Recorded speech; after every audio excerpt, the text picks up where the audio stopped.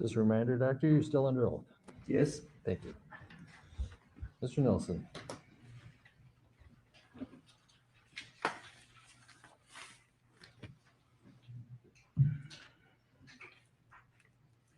Good afternoon, Dr. Tobin. Hello, Mr. Nelson. Good afternoon. Thank you for being here with us today. We'll take a sip. Cheers. Like they do in Cheers. Ireland, right? Yeah. All right. So I just want to kind of review a few things with you, sir. I don't think we'll take too long, but so you were ultimately approached by the state of Minnesota to assist them in the review of the medical issues in this case, correct? Correct. And you have volunteered to do this work at no cost, correct? Correct. And that's, you're not normally involved in criminal cases of this nature, correct? Correct. And this is the first time you've ever been involved in a criminal case, correct? Correct. And it was that reason that you decided not to charge a fee, correct? Correct. Now, when you are in other cases, what type of fee do you normally charge? I charge per hour, so it's. What's your hourly rate? And my hourly rate is $500 an hour for reviewing material. Okay.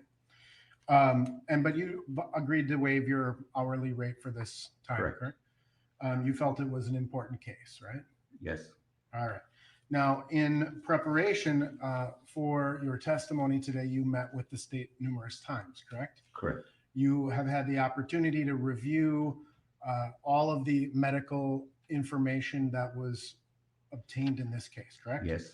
That would include Mr. Floyd's previous medical history, correct? Correct. The autopsy and attending toxicology reports that were prepared in this case, Yes. as well as some investigative materials, police reports, things of that nature, correct? Correct. And just correct me if I'm wrong, but you're not a pathologist, correct? Correct. I am not a pathologist. Your specialty is in pulmonology, critical care, things of that nature. Correct. And then you also have an interest and an impressive resume relevant to applied physiology as well. Correct. And you've been honored quite extensively for your work in that regard, right? Correct. You're not a Minneapolis police officer. Correct. It's fair to say that the training that is provided by the Minneapolis Police Department in terms of medical care comes nowhere close to your level of expertise. Correct. You understand that Minneapolis police officers are not even EMTs. Correct. They have a basic life-saving certificate dealing with gunshots, chest seals, tourniquets, and CPR, right? Yes. So you've also had the opportunity to review a lot of the body camera footage, correct? Yes. You've done, I think you testified that you've watched these videos hundreds of times. Correct. And you've watched them all from all different angles, correct? Correct. And you've had the luxury of slowing things down, moving it into slow motion, still framing various times, right? Correct. And so your analysis of this case comes after hundreds, if not thousands of hours of time spent looking at this information. I don't know the total amount of time that I've spent, but it's substantial. Right. So then you ultimately, based on the review of all of that, you prepared a report, correct? Correct. And you provided that to the state of Minnesota in late January of this year, right? January 27th. Yeah. Right. And after that, you've had numerous meetings with the prosecution team in this case? By phone or by Zoom. Yeah. Right. Including January 30th of this year? I don't know the dates, but I mean, that sounds correct. Right. So if I were to tell you the dates were January 30th, March 3rd, March 9th, March 17th, March 21st, April 6th, and April 7th, you would not have any reason to dispute me. I have no reason to dispute. And you understand that notes are made of those meetings and provided to the defense in this case, correct? I understood that. Yep. And then you've also been able to spend a substantial period of time preparing the exhibits that the jury was able to see earlier today, right? Correct. And those were all prepared by you or someone within your team, right? They're prepared by me. Yeah. And you provided those to the prosecution in advance of today's testimony? Correct. And you understand those were provided to me last night? I have no idea when. But Okay. Yep. All right. So you've had a lot of time to prepare both yourself as well as the prosecution team in connection with this case. Fair to say? Correct. Now, you talked quite a bit about physics in your direct testimony. Agreed? Yes. And you would agree that physics or the application of physical forces is a constantly changing set of circumstances. I didn't catch what you said. Sure. You would agree with me, would you not, that when you look at the concepts of physics, these things are constantly changing, right? Yeah, all science is constantly changing. Constant. I mean, Yes. in milliseconds and nanoseconds, right? Yes. And so if I put this much weight or this much weight, all of the formulas and variations will change from second to second, millisecond to millisecond, nanosecond to nanosecond. Agreed? I agree. Similarly, biology sort of works the same way, right? Yes. My heart beats, my lungs breathe, my brain is sending millions of signals to my body at all times. Correct. Again, faster than the speed of light, right? Correct. Millions of signals every nanosecond, right? Yes. And I think in your report, you even kind of discuss that when you're talking about these instances, when you're talking about the physics or the biology, what you're really talking about is a single kind of nanosecond. But all of these processes are working in concert at all times, right? Right. I mean, the way we calculate it is the mean value, but I mean, it's then into one instant. Right. You've taken this case and you've literally boiled it down into a nanosecond. Oh, I wouldn't say that, no, because it's obviously in my report, as you see, it's sequentially, there's a whole chronology. I begin from the time the knee is placed on the neck, and then all the time until what's happening in Hennepin County ER. And so your report talks about the sequential nature of things, but when we talk about the biology and the physics of this case, these things are working simultaneously, contemporaneously, all together, right? That's correct. In an incredibly rapid fashion. Yes.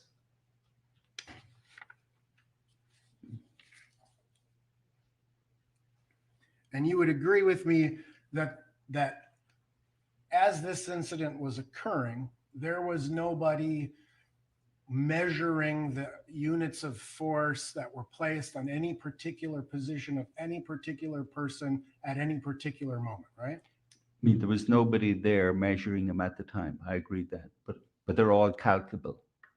Understood. And that's when you calculate them, what you have to do is you have to boil it down into what you would call the mean or the average, right? Correct. And so whenever we look at the concept of an average, there are things that are happening moments before, moments after, right? Yes. And forces will increase or decrease relative to the nanosecond of time. Agreed? Correct. Yeah. And ultimately, when we talk about kind of the biology of things, a pathologist tries to look at all the intersection of all of the things that occur to in a particular death investigation, correct? But I mean, they're not looking at anything to do physiology. Understood. But they're also looking at how other factors may contribute to the death of an individual, right? I mean, they're basically It's a yes or looking. no, sir. Sorry? It's a yes or no, sir, so I'm objecting. Well, yes, partly. They're looking at things beyond a nanosecond. Agreed? No, I mean, I think in terms of a pathologist, they're looking at a nanosecond. They're looking at the nanosecond of death. Right. But they're taking into consideration things simply that extend beyond physiology, right? I mean, they're looking primarily at pathology. Right. So what causes the heart to stop? What causes the lungs to cease to function, etc. Right? I mean, they're making an inference based on a pathological time point. Right. Considering a multitude of biological factors that are involved in the death of a person, right? I mean, it's the same as any physician is looking at a multitude of factors.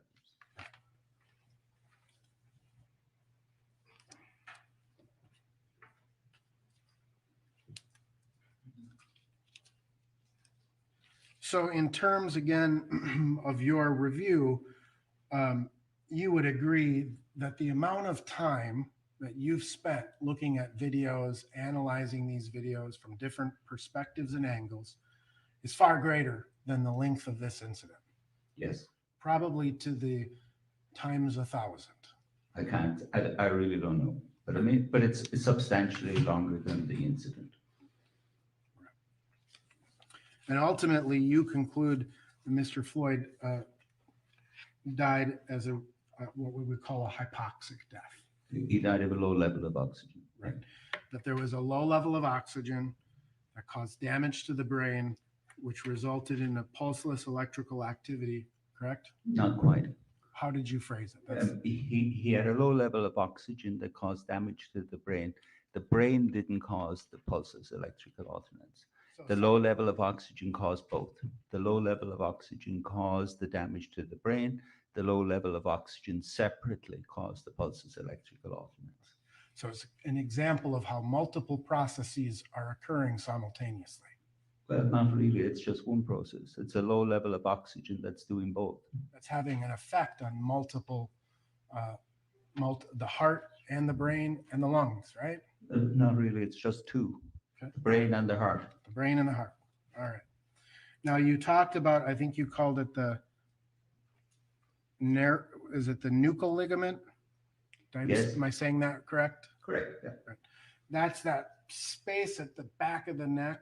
That's very, very hard, right? It's not so much a space. I mean, it's a long bit, but it's roughly the palm of your hand. You stick the palm of your hand at the back of your neck, Right. and you're right over the nuchal ligament. Right. And that's you said a very, very hard surface, right? Yeah. Can withstand a great amount of pressure, right? Correct. And and so when we talk about the placement of the knee, there would be periods of time where Mr. Chauvin's knee was placed at that nuchal ligament based on your Correct. observation of the Yes. videos. I'm sorry. Nope, that goes both ways. And you've had an opportunity to review the autopsy, correct? I did. Yeah. You understand that there was no bruising either atop the skin or under the skin surfaces that were noted by Dr. Baker. Yes, I'm aware. And you also are aware, you talked quite a bit about the hypopharynx, right? Yes. You're aware that the hypopharynx was photographed at autopsy and no injury was noted. I'm aware.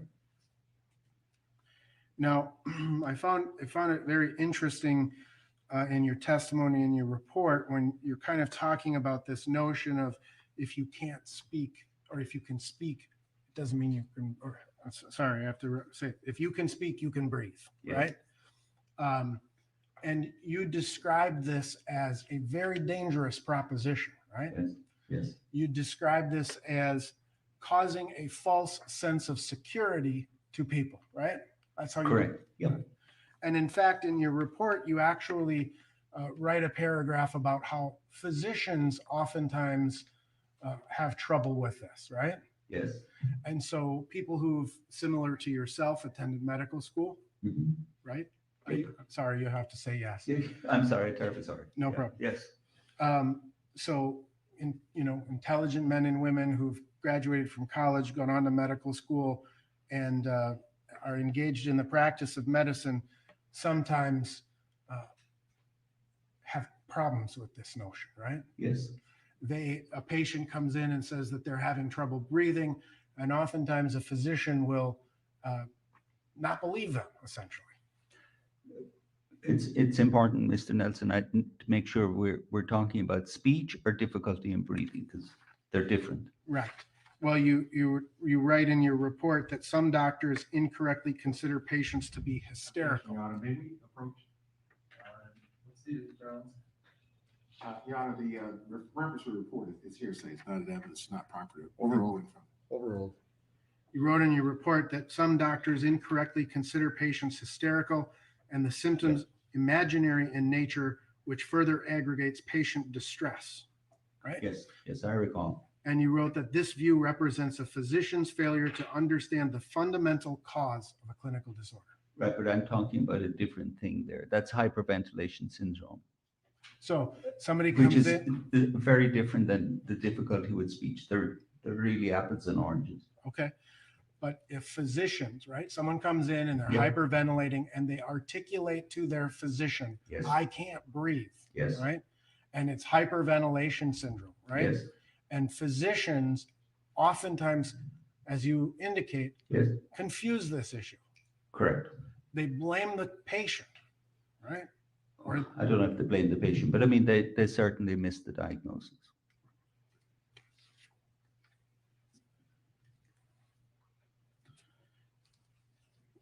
and it's a kind of when we're talking about speaking and breathing simultaneously, Yes. which is a different consideration.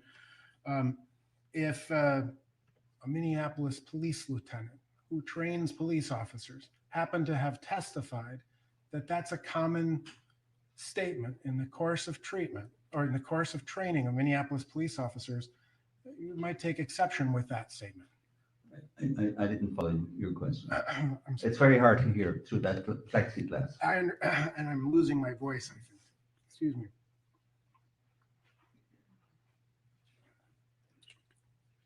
If a Minneapolis police officer, Yeah. I'll try to talk closer to the mic. Mhm. The Minneapolis police lieutenant who trains Minneapolis police officers testified that it is frequently said and trained to police officers that a person can talk, it means they can breathe. You would have a problem with that. Yes, I mean, they're able to breathe at that moment in time, but 10 seconds later, they may be dead. Right. And because dealing with any person is a rapidly evolving situation that can change from second to second. Yes.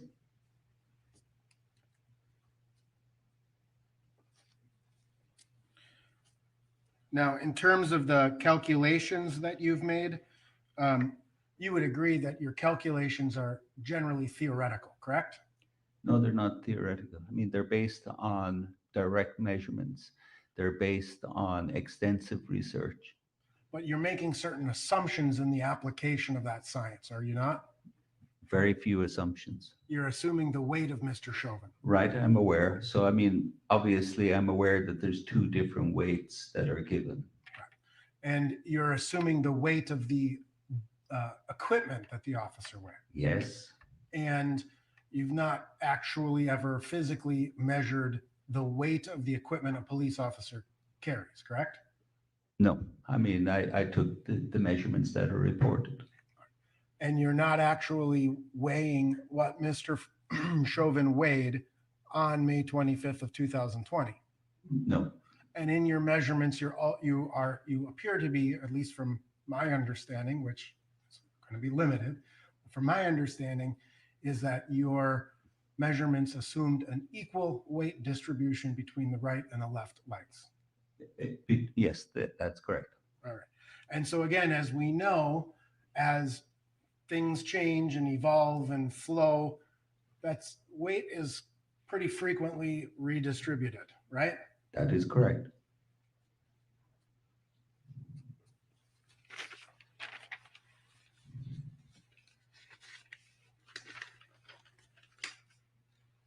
And again, in terms of the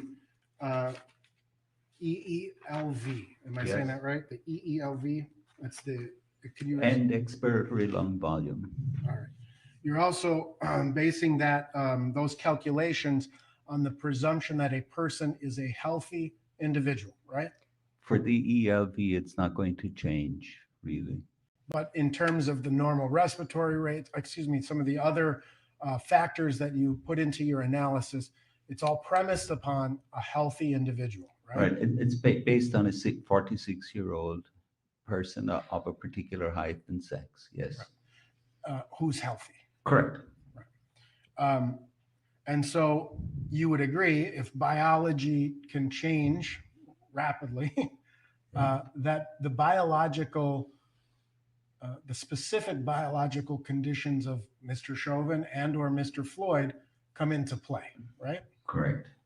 And those volumes or those figures that you've assessed in connection with this case, they are conditioned upon him being a healthy individual. Right. I mean, it varies in terms of the lungs. I mean, say, for example, compliance will vary, but end expiratory lung volume is pretty robust. It just isn't going to vary.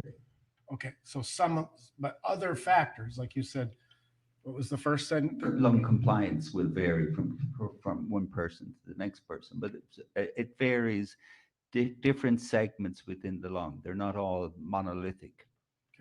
Now, and you talked about one thing in terms of, and this is a little bit of an aside, in terms of the prone position and the Yeah. pushing of the stomach into the lungs, right?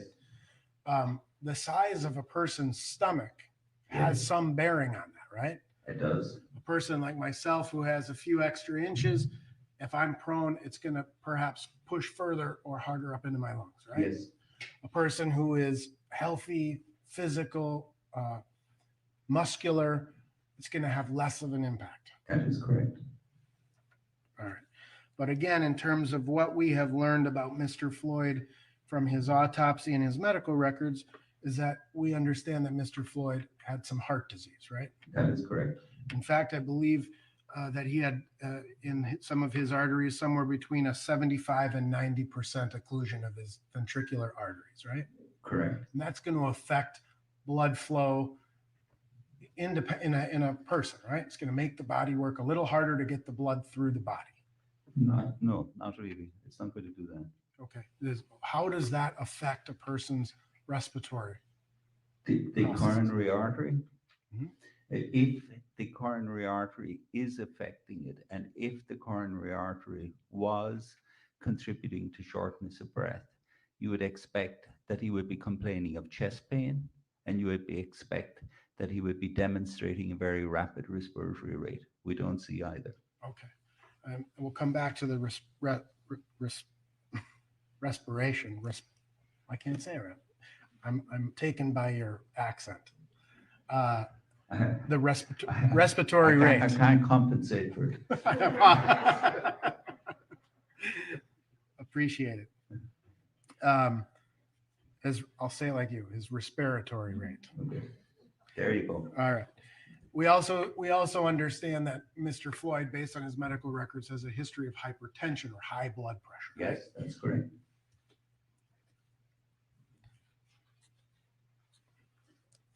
Now, in terms of, we also understand that Mr. Floyd had previously been diagnosed with COVID-19, right? Correct. And he may not be have been symptomatic on March 25th, but it's fair to say that a lot is unknown about the effects of COVID-19 on a person's lungs long term. I mean, not as much as it would appear to be the case. I mean, because obviously it's a viral illness. We have a huge amount of information about the long-term effects of viral illnesses.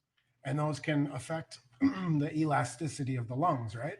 Not the elasticity. It would be, if it's having any effect, it would be within the sensory receptors within the tracheobronchial tree. So it really wouldn't have anything to do with the elasticity. Okay.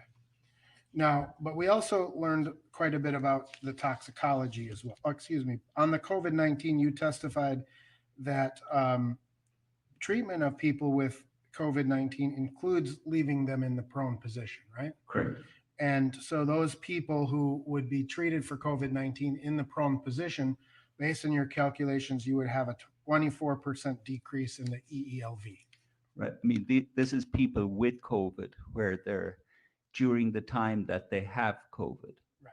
But Right. that's what you'd expect, that same decrease in the EELV. No, it's going to be very different in somebody who has, say, pneumonia. What's going to happen in the prone position will be very variable from one person to another as a result of the pneumonia. It's different than normal lungs. Okay. So in essence, every person is different. Oh, for certain. And now you calculated his respiratory rate to be 22, right? Correct. And you said that was within the normal respiratory rate. Yep. And you would not describe him as hyperventilating. The word hyperventilation is open to an awful lot of misinterpretation. That is most certainly not hyperventilation. No. And hyperventilation assists in the removal of carbon dioxide from the body, right? It's confusing. It's not that simple. In its simplest terms. But in the simplest terms, yes, it does assist. It gets rid of carbon dioxide. All right. But Now- it can be frequently misleading. Now, in terms of the toxicology of Mr. Floyd, we did learn that there were some controlled substances in his system, right? Yes, We know that there was, for example, nicotine, right? yes, Mr. Floyd was a smoker, correct. and smoking changes the lung function. Agreed? In some people. Now, we also learned more, and I'm not suggesting that all people who smoke have lung problems, right? Less than 10% do. 90% don't have any. A little bit from the microphone. I'm sorry. No problem. So you focused in your direct examination quite a bit in terms of fentanyl and the fentanyl's effect on the respiration rate. Yes, And you would agree generally that fentanyl is a respiratory depressant. it can be. It's used in operating rooms, right? Yes, yeah, And it's also used in the management of chronic pain, right? that is correct. And medically speaking, those are really the only two reasons that fentanyl would be prescribed. Yes, probably. But you understand that fentanyl has become far more prolific in street drugs, right? Yes, I'm aware. And you would agree generally that there is a significant difference between fentanyl that's manufactured according to the United States, their whatever rules apply, right? The pharmaceutical companies make it much differently than the street dealers do, right? I imagine so. And so when a person is ingesting illicit street purchased fentanyl, it's every time they take a fentanyl dose, it's a different experience for that person. Right, but if it's affecting the respiratory center, it's going to act through the mu receptors in the medulla oblongata. There's no way around that. Right. It's not. Fentanyl isn't going to have an effect on respiration by some other mechanism. Understood. But the end result of fentanyl can include respiratory depression. Right, through the mu receptors. Right. And we also learned that there was methamphetamine in a low dose in Mr. Floyd's system, right? Correct. And the fentanyl and the methamphetamine, they can kind of counteract each other, right? Well, I mean, they're upward and downwards, but in terms of the respiratory centers, there's not going to be. So the methamphetamine would not, the methamphetamine is going to increase the heart rate, right? That's a different thing than the respiratory centers. Yeah. Understood. But methamphetamine will increase a person's heart rate, right? Yes. That's one of the side effects. Yes. And there are a few there are a few conditions where a physician can lawfully prescribe methamphetamine, right? Yes. But it's exceedingly rare that it's actually done. I can't say, but it's definitely a prescribable agent. Kind of, it used to be used commonly for appetite suppressant. And I think ADHD, is that? Yes. Right. Yes. So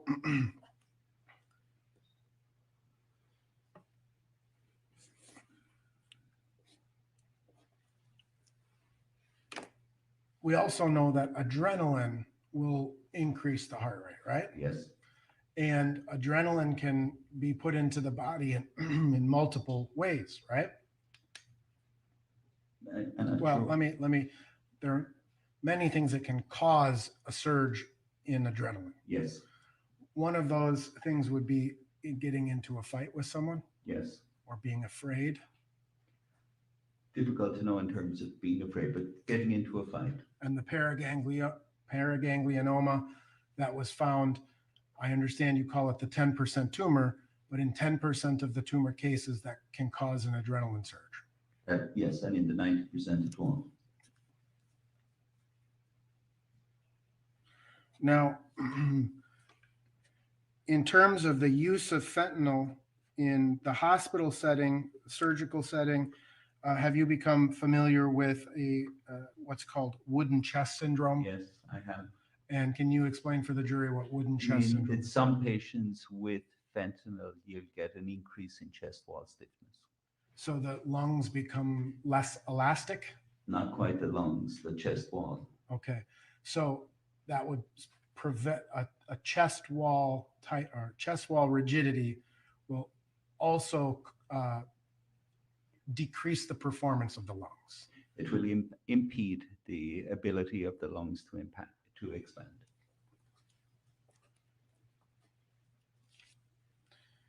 Now, in your report, you wrote that you would expect the peak respiratory depression to occur from fentanyl within 5 minutes of ingestion. Right. And have you come to learn that tablets were found or controlled substances were found in the back seat of Squad 320? I mean, I've heard reports to that effect. I don't know what the status of it is. So you've not been provided with any additional information since the time you've prepared your report? I'm sure that's wrong, but I've been provided with a lot of information. I don't necessarily recall, keep it all Sure. at the front of my brain. Okay. Well, yesterday we heard testimony from the state crime lab that there were in the back seat of the squad car 2 partially consumed pills found in the back of Squad 320. Objection, Your Honor, to the characterization of testimony. To the characterization of? Overall, if it's foundational to your question. It is. You understand that?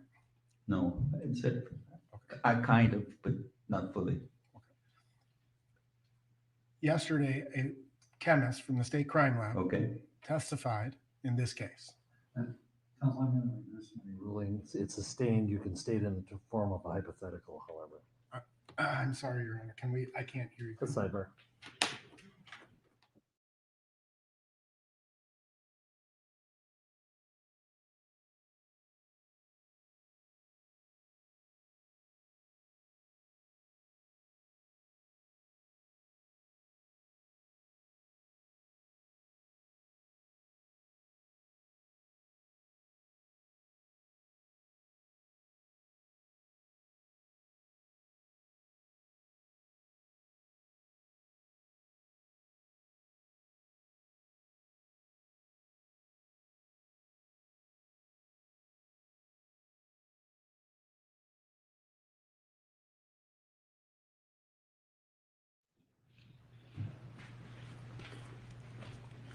Let me ask you in the form of a hypothetical question, okay?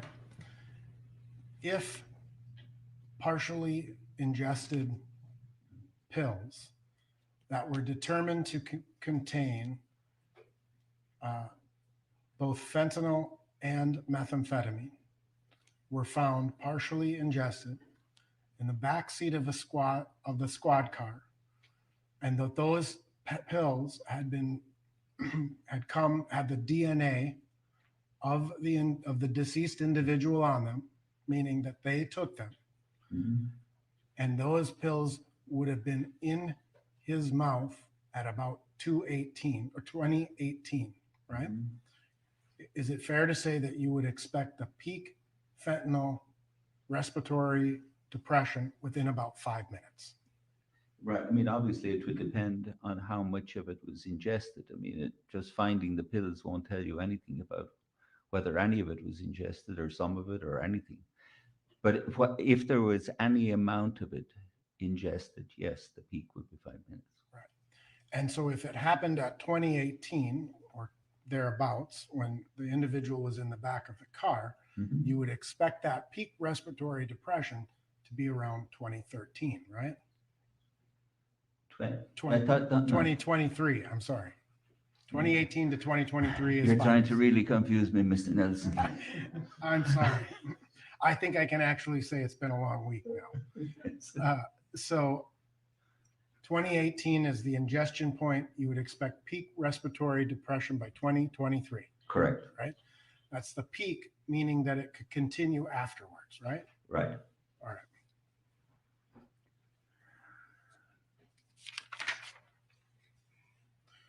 You also described in your direct testimony what you have interpreted to be an anoxic seizure, right? Yes. At 2024. Correct. And that- 24, 21. 2024, 21. 21.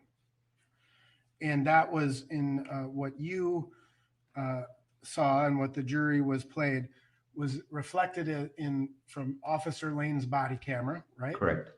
And it was the kick of the legs, right? Yes. And after that point, you can see Officer Lane hold the leg down, right? Yes. And you can see it kick up again, Yes. right? Once again, try not to talk over each other. Sorry. A tendency to go fast.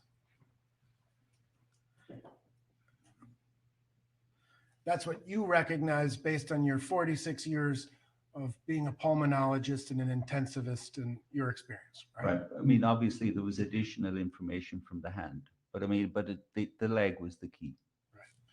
And would be reasonable for a police officer to interpret that same behavior as resistance. Objection, Your Honor. Foundation of witness to talk about what's reasonable for a police officer. Sustained.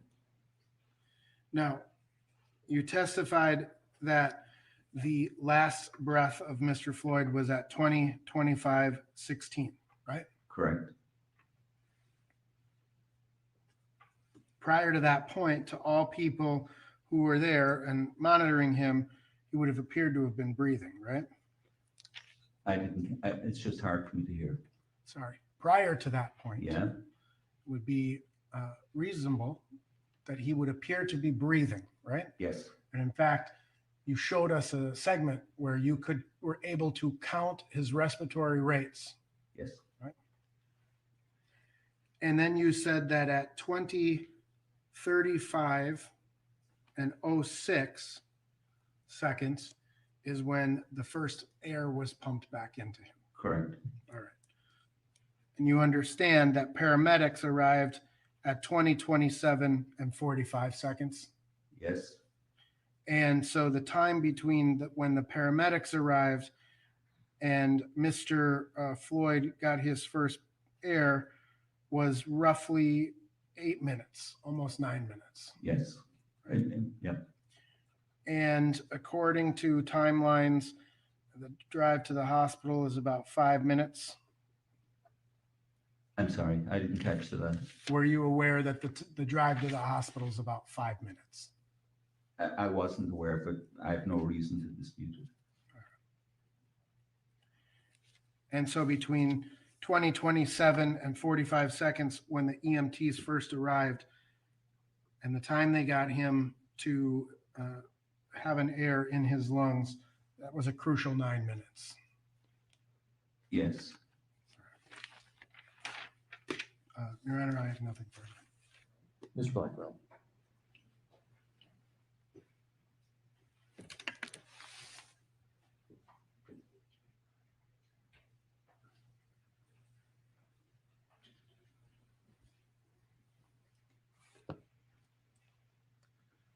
Dr. Tobin, just a few questions, just for clarification's sake. You had just asked a lot of questions about science and medicine, changing, constantly changing, evolving by the nanosecond, by the millisecond. You heard all of that. Yes, I did. I want to go to the period of time when Mr. Chauvin was on the back and neck of Mr. Floyd. Yes. Did you see him get off of the back of Mr. Floyd by the nanosecond, by the millisecond, by any seconds in the 9 minutes and 29 seconds that you saw him on? No, I did not. If you look at the 5 minutes and 3 seconds that you focused on, where, if you consider all the nanoseconds and milliseconds in the 5 minutes and 3 seconds, where was Mr. Chauvin the vast majority of that time? He was on Mr. Floyd's neck and on his back and arm. Right, not constantly changing. No. Now, you asked questions about what injuries were noted on autopsy. Yes. And I think reference was made, there was no injury noted to the hypopharynx on autopsy. Correct. Does that make any difference to you whatsoever? None whatsoever. I wouldn't expect there to be anything found there And why at not? autopsy, Why not, Dr. Tobin? because the effects on the hypopharynx are not something that is going to remain at the time of an autopsy. I mean, the type of changes that we see, say, in somebody with sleep apnea, that's not something you're going to see the following morning when you look at somebody. It's just not there.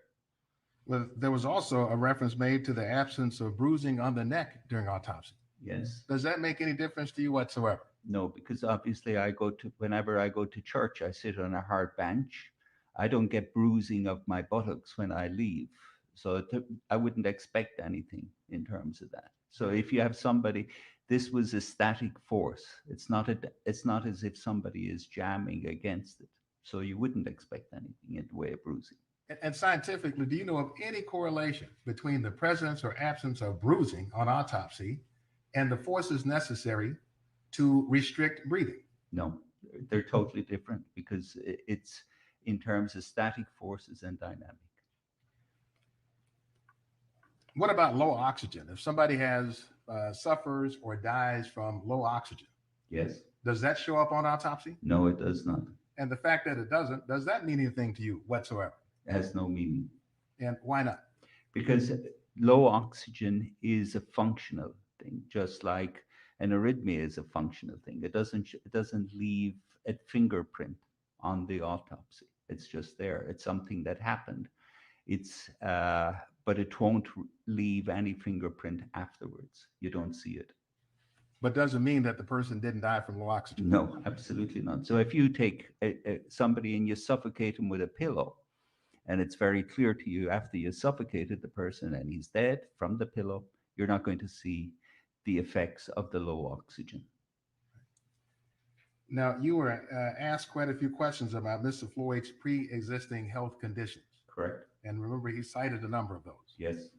Do any of those conditions have anything to do with the cause of Mr. Floyd's death, in your professional opinion, whatsoever? None whatsoever.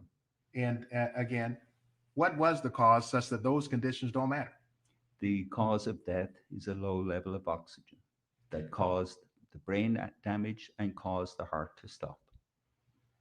You were also asked questions about substances in Mr. Floyd's system. I think you were asked questions about nicotine. Remember that? Yes. He didn't die from nicotine, did he? No. You were asked questions about fentanyl and meth. Yes. Any evidence that he died from meth? No. None. You were asked questions about whether he had ingested any fentanyl within 5 minutes of his time of death. Yes. Now, I think you explained to us that if somebody is suffering from a fentanyl overdose, you would see a depression in the respiratory system. Yes. And depression means some reduction in the rate or ability to breathe. Correct.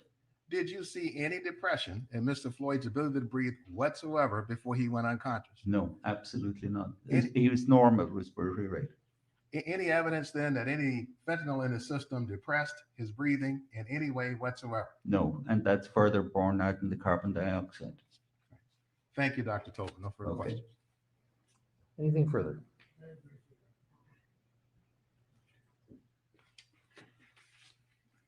Two very quick questions. In terms of the carbon dioxide level, you testified that it was at a 96? Yep. So, I'm sorry, I didn't catch. You testified that the carbon dioxide was at a 96, I think it was 89. 89. It was also measured at 102. Did you? Well, that's the venous one, but not the arterial is the one you need to look at.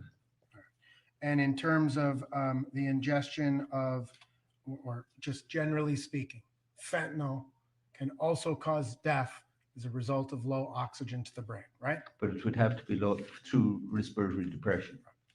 Question is, fentanyl can also cause a death as a result of low oxygen. Well, your answer is yes, but only in bar. Fair enough. Thanks. Briefly. Just one. Mr. Nelson brought up again fentanyl as a cause of death. Yes. Doctor? You're familiar with the way people die from fentanyl. Yes, very. Do they or do they not go into a coma before they die from a fentanyl overdose? Yes, they will. Was Mr. Floyd ever in a coma? No. Thank you, Dr. Tobin. Okay. Anything else? Thank you. Doctor, thank you so much. Thank you very You much. are excused. Okay. Thank you. Let's take a 5-minute break so we can all get our voices back.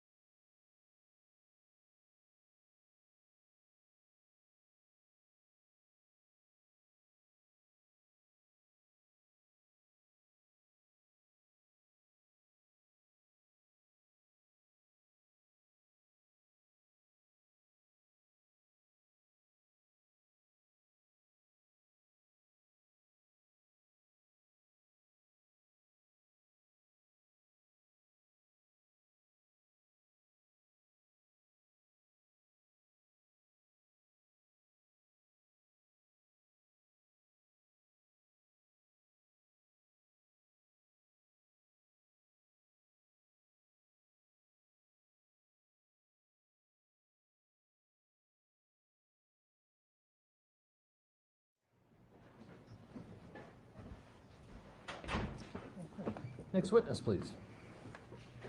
Thank you, Your Honor. The state calls Daniel Eisenschmidt.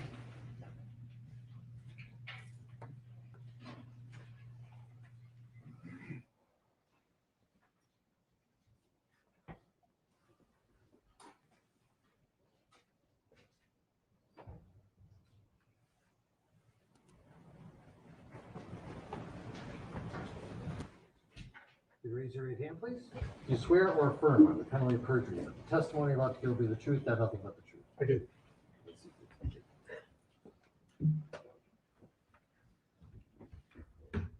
And if you wouldn't mind removing your mask for testimony, if you feel comfortable doing so. And let's begin by having you state your full name, spelling each of your names. My name is Daniel, Daniel, Eisenschmidt, Isenschmid. Ms. Aldridge. Thank you, Your Honor. Good afternoon, sir. Good afternoon. Where do you work? I work at NMS Labs, Horsham, Pennsylvania, You say in Horsham, Pennsylvania? How long have you been with NMS Labs? since 2011. What do you do at NMS Labs? I'm a forensic toxicologist at NMS. And did you have any other lab experience before joining NMS? Yes, I did. Prior to joining NMS from 1994 to 2011, I was the chief toxicologist for the Wayne County, Michigan Medical Examiner's Office. And before that, I was at Southgate Medical Lab, so I was the director of the toxicology. And prior to that, from 1982 to 1991, I was at Maryland Medical Labs in Baltimore, Maryland. Also during that period, working at some time during the, I think it was from 84 to 86 at the medical examiner's office in Baltimore as well. So rewinding a bit as well to your educational background, could you just describe for the jury what your educational background is? Sure. I have a bachelor's degree in biology from the Delphi University in Garden City, New York, and that was attained in 1982. Then I have a master's degree in forensic pathology with pathology with a concentration in forensic toxicology, and that's from University of Maryland at Baltimore. That was in 1986. And then my PhD was from University of Maryland at Baltimore in forensic toxicology in 1991. Do you have any specialized certifications related to your work? I am board certified as a fellow from the American Board of Forensic Toxicology. And what are the requirements for that? So the requirements for that, they've changed over the years, but for the fellow requirement, you can apply to the board after 3 years after you have your PhD. They examine your credentials to see that you're active in the field of forensic toxicology. If you have the right references and you're active in the field, they'll allow you to sit for an examination. And then if you pass the examination, the board votes on your final certification. After that, you have to do continuing education each year and attain a minimum number of continuing education credits. And then every 5 years, you have to apply to the board for a reaccreditation. And have you gone through all those requirements and satisfied them successfully? Yes, I have. And are you up to date with all of those continuing education requirements as well? I am. I'm going to get back to sort of your role as a forensic toxicologist. Could you describe sort of your day-to-day job duties as a forensic toxicologist at NMS Labs? So my primary responsibility at NMS Labs is to do case review. And what that means is when toxicology tests are performed at NMS Labs, particularly ones that require many different kinds of tests to be done, they wind up being reviewed by a toxicologist or a certifying scientist to look at them in the context of all the testing that was done. So individual tests are reviewed by analysts in the laboratory and they're secondary reviewed as well. But the final review comes to either a toxicologist or certifying scientist that looks at everything in the context of the entire case. And then in that capacity, is it part of your job duties to author reports and sign off on all of that testing? Yes, it is. Approximately how many cases have you reviewed in that capacity as a forensic toxicologist? I review about 7,000 to 8,000 cases per year. And in terms of the work that comes into NMS Labs, are there a variety of agencies that submit samples to NMS labs for testing? Yes, we get samples from medical examiners and coroners. We get samples from police agencies for DUI cases. And we also get a lot of clinical samples from hospitals and referral laboratories. So in that capacity, does NMS receive both postmortem or death-related samples as well as samples from living patients? Yes, we do. And NMS as a lab, approximately how many tests or samples does NMS receive for testing each day? We receive about 12 to 1,300 requisitions each day. And when you say requisitions, what is that? It would mean requests for testing. It could be multiple samples on a requisition. So thousands of tests a year. Thousands of tests a day. Tens of thousands of tests a year. My math is bad. All right. Is NMS a licensed and accredited lab? It is. And does that include national accreditations as well? National and state accreditations. I'm going to turn to your work in this particular case. Did NMS Labs receive some samples for testing from the Hennepin County Medical Examiner's Office related to George Floyd? We did. And were there a number of different samples that were received? Correct. What were the samples that were ultimately tested by NMS Labs? So we tested the samples that were requested by the Hennepin County Medical Examiner to be tested. So we tested samples that were labeled as hospital blood, and we also tested urine that was collected at the autopsy. And in terms of the testing that was performed at NMS Labs, were those tests pursuant to standard operating procedures at the lab? Yes, they were. And that process was followed for all of those tests? Yes. Getting to the results from that testing, what were the notable findings from that testing? So the most notable findings in the hospital blood was the presence of fentanyl at 11 nanograms per milliliter. And then the metabolite of fentanyl, the breakdown product of fentanyl, norfentanyl, at a concentration of 5.6 nanograms per milliliter. In addition, we found methamphetamine at 19 nanograms per milliliter. So I'm going to talk about each of those substances one by one. And you indicated these were the results from the hospital blood in this case. Is that right? That is correct. So let's start with methamphetamine. What is methamphetamine? So methamphetamine is a central nervous system stimulant. It can actually be prescribed. It rarely is, but it can be prescribed under the brand name Digoxin, and it is used for attention deficit hyperactivity disorder and also obesity. It was also experimentally used for treatment of narcolepsy. And between 2016, 2018, there were about 10,000 prescriptions in the US written for Digoxin that year, each year. So can methamphetamine be both a street level recreational drug and also a prescription drug? It can. With respect to the results, the 19 nanograms per milliliter that you found of methamphetamine, what significance, if any, is there to that amount? Well, that is actually approximately the amount that you would find in the blood in somebody that was given a single dose of methamphetamine as a prescribed drug. So when you say you described the prescription drug form in which methamphetamine can be available, the results would be consistent with the prescription dose of that. Is that right? Yes, it could be. Would that be considered a low level of methamphetamine? Yes, very low.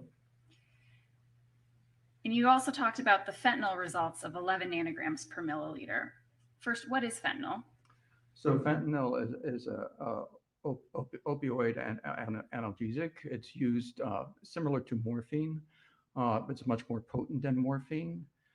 It can be used to treat pain and also be an adjunct use in surgery and for anesthesia. And you talked about opioids. Maybe you could just describe what an opioid is. So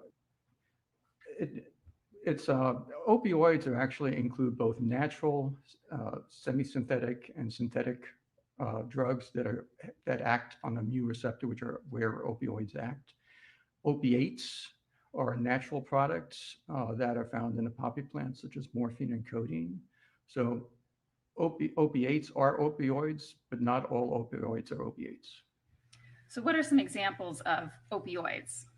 So fentanyl would be an example of an opioid. Would oxycodone also be an opioid? Yes, it would. And then you talked about similarities between opioids and opiates. Is that right? Yes, And you mentioned morphine as an opiate. yes. Is that heroin? So heroin is actually made from morphine, but when heroin breaks down, it breaks down into a metabolite called 6-acetylmorphine, and then eventually to morphine. So heroin would break down into 6-acetylmorphine and morphine. Is that right? Yes, Do opioids and opiates have similar effects? yes. Getting back to the fentanyl level in this case, you mentioned it was 11 nanograms per milliliter. Can fentanyl levels vary widely depending on an individual? Yes, they can, And why would that be? because of tolerance. And could you just explain how an individual's drug tolerance might affect the impact a particular drug like an opioid or fentanyl might have on them? So, I mean, if a person becomes tolerant to a drug, you need to have more and more of the drug to get the desired effect. So with chronic use, to get the same feeling that you would at a given concentration of fentanyl, you need to take more to get that effect. And so if someone is regularly using opiates or opioids, would that individual then develop a tolerance to an opioid like fentanyl? Yes. All right. Now you also talked about norfentanyl. Could you just describe what norfentanyl is? So when the body gradually eliminates fentanyl, it breaks it down from fentanyl to norfentanyl. That's a gradual process that occurs over time. And it's one of the ways the body eliminates fentanyl. And you indicated that the amount of norfentanyl found in the hospital blood in this case was 5.6 nanograms per milliliter. Is that right? Yes. And what is significant about that amount of norfentanyl? Well, it shows that some of the fentanyl was metabolized to norfentanyl. It also could mean there was pre-existing norfentanyl with additional fentanyl given on top of that. But it basically shows that when we see very recent deaths with fentanyl, we frequently see fentanyl with no norfentanyl whatsoever, because after a very acute fentanyl intoxication, the body doesn't have time to break it down. And you described when you see a fentanyl overdose, typically you may not see any norfentanyl or low levels of norfentanyl. Correct. In addition to those findings from the hospital blood, were there some other findings as well that were included in your report? There were some incidental findings. I believe there was cotinine, which was from smoking. There was caffeine. There was evidence of prior marijuana use by the presence of cannabinoids. I would have to look at the report to know. And would that refresh your recollection? Yes. If we could put on the screen, just for the witness's recollection, Exhibit 624, please. And then if we could zoom in on the positive findings portion. All right. Referring to your report now, could you describe the other findings with respect to this case? Yeah, so the additional finding was a compound called 4-ANPP. That is actually a precursor to fentanyl manufacturing, but it is also a metabolite of fentanyl. It's not pharmacologically significant. That's probably mostly inactive, but it was measured as part of some additional testing that was requested by the Hennepin County Medical Examiner. And then in the urine findings, we had presumptive positive findings, not confirmed for cannabinoids, amphetamines, and fentanyl. Those were not confirmed because they were present in the blood, so that follows that. And then we also had findings for opiates in the urine, and we were asked to confirm those, and we found a concentration of morphine in the urine of 86 nanograms per milliliter. Apologies. Sorry, you were saying that you found morphine in the urine of 86 nanograms per milliliter. Is that right? Correct. And was that morphine found in the blood? No, it was not. And can a finding of morphine in the urine be indicative of a prior use in advance of the time of death? Yes, I can. You can see morphine in the urine for several days, depending on the dose and prior use pattern. And again, is that because it shows up in urine longer than blood? Yes. So you tested both hospital blood as well as the urine. You described the findings in the urine with respect to morphine. You were also discussing the 4A and PP finding in the hospital blood. With respect to the other findings in your report, can you just sort of summarize what they were and whether they were significant at all? So I think I mentioned, so there was caffeine, which is present in many of us, and cotinine, which is present as a metabolite of nicotine from smoking.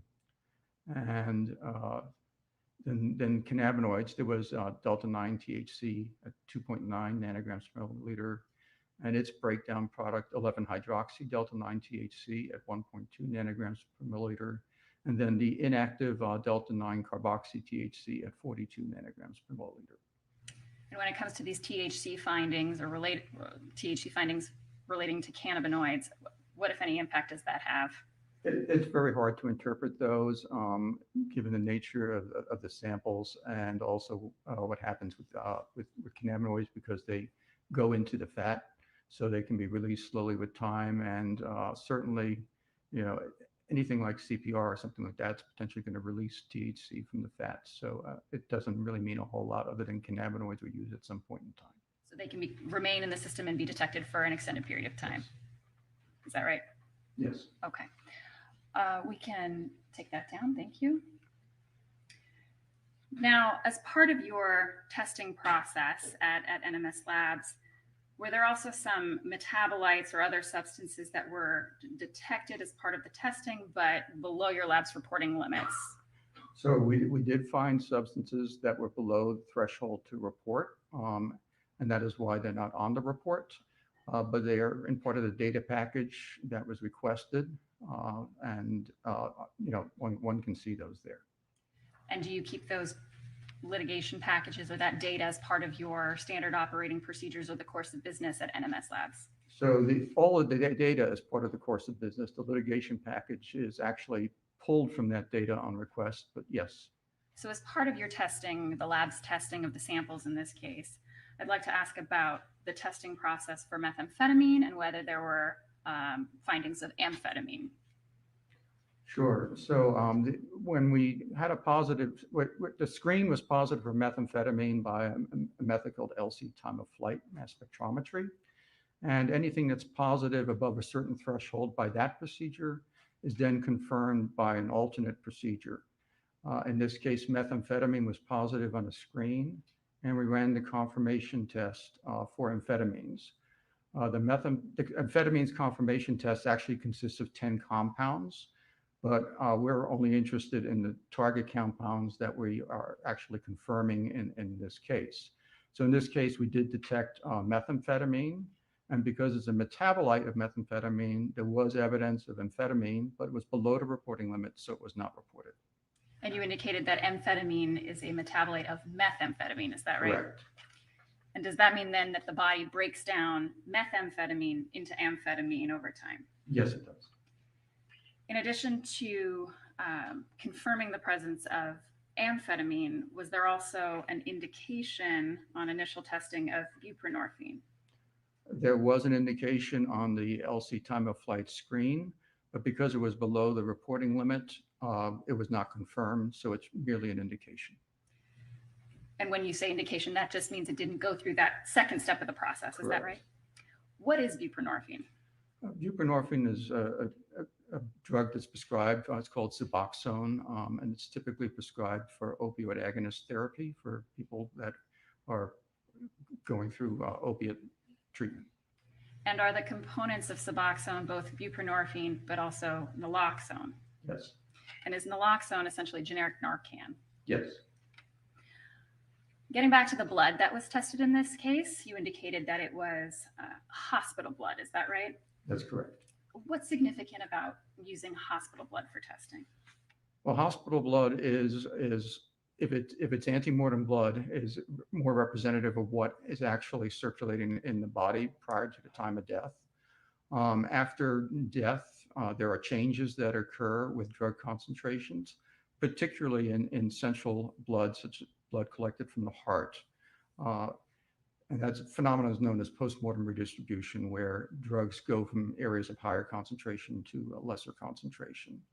That is less of an issue with peripheral blood samples, such as femoral blood, but it can still occur. So it's ideally you would want to try to get a sample as close to the time of death as possible. And if a blood sample is taken after death or after extensive CPR on a patient, can there be some postmortem redistribution? I think that's possible. There's a lot you don't know, but it certainly is possible. And if it does, it tends to increase concentrations. When you say increased concentrations, does that mean that the level might show higher than it actually was at the time of death? Correct. What about hemolysis? What's hemolysis? Hemolysis is the breakdown of a red blood cell. And does that, or did it have any impact on the testing in this case? No, I mean, that would have an impact on certain clinical chemistry tests like potassium, which is stored in red blood cells. But when you analyze a blood sample for drugs, you're analyzing the whole sample, so it would have no effect. So you mentioned that NMS Labs receives thousands of samples a day, tens of thousands of samples a year. Did you review and compile some data from the year 2020 with respect to NMS's fentanyl cases and methamphetamine cases? I did. And would those help you to contextualize the results in this case? Sure. Your Honor, I would offer for demonstrative purposes, Exhibit 920. Any objection for demonstrative purposes?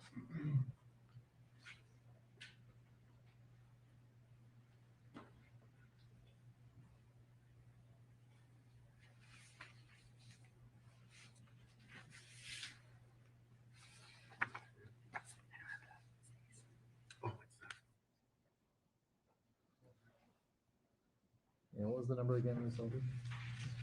Sorry, Your Honor. Exhibit number? 920. 920 is received for demonstrative purposes only, which means members of the jury won't go back with you for deliberation, but it'll be received to illustrate the witness's testimony. And if we could publish.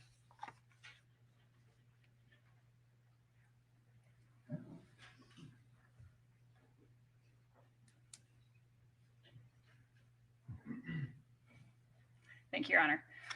All right, Dr. Eisenschmidt, I'm going to have you describe what's shown on this screen.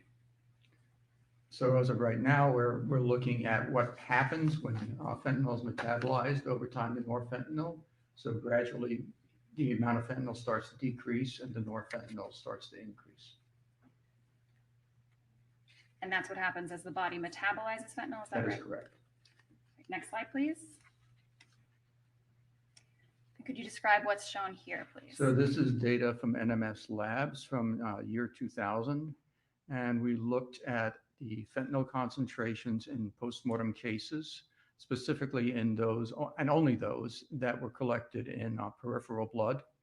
Again, for the reasons I mentioned before, central blood, like cardiac blood, can have a significant postmortem redistribution. So we wanted to look at samples that have a minimal amount of that. I think you indicated the year 2000. Is this data from 2020? Sorry, 2020, my mistake. Okay. So this is from the year 2020. And we had 19,185 cases that we looked at. And in the peripheral blood, in these postmortem cases, the mean fentanyl concentration, average fentanyl concentration was 16.8 nanograms per milliliter. And the median concentration was 10, median being 50% above and 50% below. And with respect to peripheral blood, you indicated that you chose the samples that would have minimal postmortem redistribution. Is that right? Correct. And why is that in comparison to this case? Because the sample that we had of hospital blood is probably going to have less issues with postmortem redistribution than we would have had it been postmortem blood. And in these cases that are represented as post-mortem cases are these cases that you would be getting from ME's offices or coroner's offices? Correct. And where the individual would be deceased or dead? Correct. Okay, And so then we also looked at the norfentanyl concentrations, and those were 6.01 as a mean, and the median down at 2.2 nanograms per milliliter. So just to clarify, with respect to these postmortem cases, the average level of fentanyl was 16.8 nanograms per milliliter, and the average level of norfentanyl was 6.01 nanograms per milliliter. Is that right? Correct. Next slide, please. What's shown here? So this slide shows some postmortem cases with no norfentanyl, again for the year 2020. So out of those 19,185 cases, we had 15,455 that included fentanyl and norfentanyl, but there were 3,724 cases with no norfentanyl.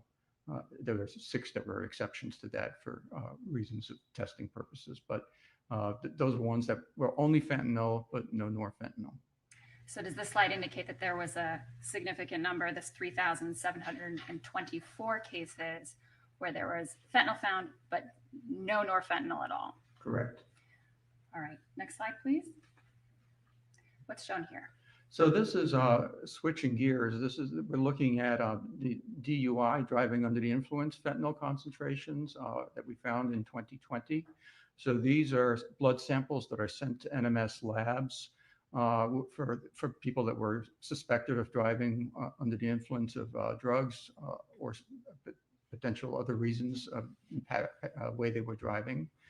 And in this case, we tested, we had 2,345 cases that were individuals that were alive that had fentanyl on board. Of course, other drugs may also be present, but this was specifically looking at fentanyl. And we had a mean concentration of 9.5 nanograms per milliliter, a median of 5.3. And then for norfentanyl, a mean of 5.42 and a median of 2.2. And again, just to clarify, for these 2,345 cases, those individuals were alive. Is that right? Correct. And you indicated the average fentanyl level, I believe, is 9.59 nanograms per milliliter. Is that right? Yes. And the average norfentanyl level for those cases was 5.42 nanograms per milliliter. Is that right? Next slide, please. And what's shown here? So this is just a breakdown of the fentanyl concentrations we found in drivers that were alive. So almost the majority of them were under 5 nanograms per milliliter of fentanyl. And then we had another 26.3% that were between 5.1 and 10 nanograms per milliliter. And then the next set of data was we had 216 cases, which were between 11 and 15 nanograms per mil. So that would be in the same area of Mr. Floyd's level of 11 nanograms per milliliter.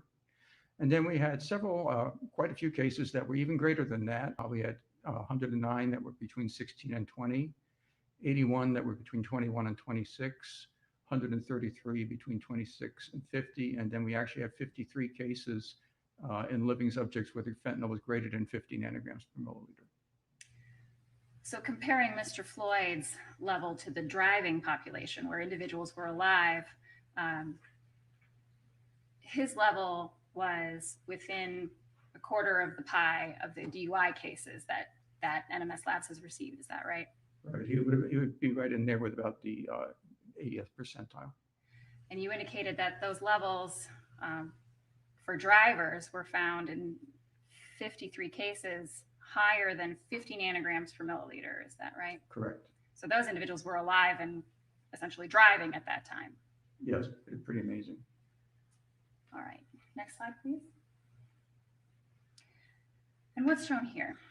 So this is basically the postmortem concentrations or samples that were hospital blood samples that were submitted by Mr. Floyd, for Mr. Floyd, and we found fentanyl at 11 nanograms per milliliter and norfentanyl at 5.6 nanograms per milliliter. Next slide, please.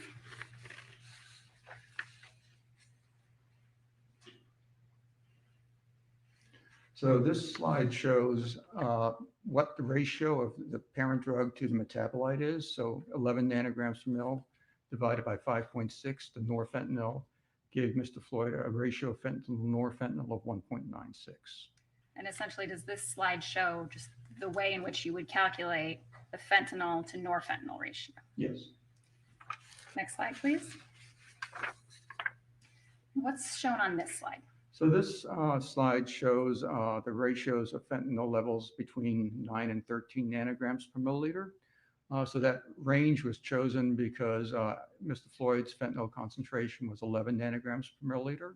And when we do driving under the influence work, we actually assign an uncertainty of measurement to that result. So if a driver had an 11 nanogram per mil fentanyl present, we would report that as 11 nanograms per mil plus or minus 2 nanograms per milliliter. So I did this to see, well, what kind of ratios do we see between postmortem and DUI cases when the fentanyl level is between 9 and 13 nanograms per mil? What kind of ratio do we see? And we can see in the postmortem cases, the mean ratio of fentanyl to norfentanyl was 9.05 with a median of 5.88 versus the DUI population where the mean was 3.2, median 2.24. And then just to clarify, in the bar that shows the postmortem cases, were there 3,088 cases that you looked at between the range of 9 to 13 nanograms per milliliter? Yes, between 9 and 13 nanograms per milliliter. And the ratio in the postmortem cases was 9.05 on average, is that right? Correct. And then with respect to the DUI cases, you were looking at 275 cases between the range of 9 and 13 nanograms per milliliter. Is that right? That's correct. And so the average ratio within that group was 3.20. Is that correct? Yes. How does Mr. Floyd's ratio compare to that data set? So Mr. Floyd's ratio is roughly just a little bit below the median ratio in DUI. So in postmortem cases, we know fentanyl concentrations can be much higher than norfentanyl concentrations because frequently these are deaths due to fentanyl. Other drugs may be present, and there could be other reasons for the death. It doesn't say these are all fentanyl intoxications, but just looking at it as a whole, with a large amount of data, this is what we observed. And we know with the DUI population, they are alive, but other drugs may be present as well. So it's really just to sort of look at how things look differently in the living and the postmortem population. And does this slide also show that Mr. Floyd's ratio was below the average and even below the median for that found in DUI cases? Yes. Next slide, please. So this slide is actually just a sort of a summary of the previous slide, but it basically shows the relationship between fentanyl and norfentanyl between the postmortem DUI cases and Mr. Floyd's. And again, does it show how norfentanyl levels essentially increase over time in relation to the fentanyl levels? As one lives and metabolizes fentanyl, yes. Next slide, please. Now, did you also look at data with respect to methamphetamine for 2020 at NMS Labs? We did. And what's shown on this slide that's up right now? So this slide shows the concentration of the methamphetamine found in Mr. Floyd's hospital sample. It was 19 nanograms per milliliter. And then, as we talked about earlier, amphetamine was below the reporting limit, so it was not reported. Not reported, but detected as part of your confirmation process. You can see it in the confirmation data, yes. Next slide, please. And what's shown here? So this slide shows DUI on methamphetamine cases with amphetamine and without amphetamine as a metabolite. So we had 3,271 cases that had methamphetamine in our driving under the influence population. 2,975 of these included amphetamine, and then 296 were just methamphetamine with no amphetamine. And again, when we're talking about the DUI population, these are individuals, this 3,271 number, individuals who are alive, is that right? Correct. Next slide, please. What's shown here? So this is a further breakdown of what we see in our DUI methamphetamine cases. So the mean methamphetamine concentration in all of our DUI cases was 378 nanograms per milliliter of methamphetamine. The median was 240 nanograms per milliliter. And in the 5 to 20 nanogram per mil range, with 5 being our lowest limit of quantitation, we had 192 cases between 5 and 20 nanograms per milliliter, which is in that range that Mr. Floyd's methamphetamine was. And does this graphic also show Mr. Floyd's level of 19 nanograms per milliliter? Yes, it does. It shows on the bottom. And again, 94% of the DUI cases that we tested had methamphetamine concentrations in excess of 20 nanograms per milliliter. So in essence, Mr. Floyd's level was within the bottom 5.9%. Is that right? Correct. Next slide, please. What's shown here? So this is just a further breakdown of what kinds of methamphetamine concentrations we have observed in drivers in 2020. And again, other drugs may be present. But in this case, we had 196 cases between 5 and 20, 306 between 21 and 50, 399 between 50 and 100, 571 between 101 and 200, 1,010 between 201 and 500, 578 between 501 and 1,000, and then an additional 215 cases that methamphetamine was greater than 1,000 nanograms per milliliter. So again, you had 215 cases where the number was greater than 1,000 nanograms per milliliter. Is that right? Correct. And the biggest piece of the pie, the 30.9% of the cases were between 201 and 500 nanograms per milliliter. Is that right? Yes. So Mr. Floyd's level of 19 nanograms per milliliter, that was exceptionally low. Is that right? In relationship to the DUI driving population, yes. Nothing further, Your Honor. Yeah.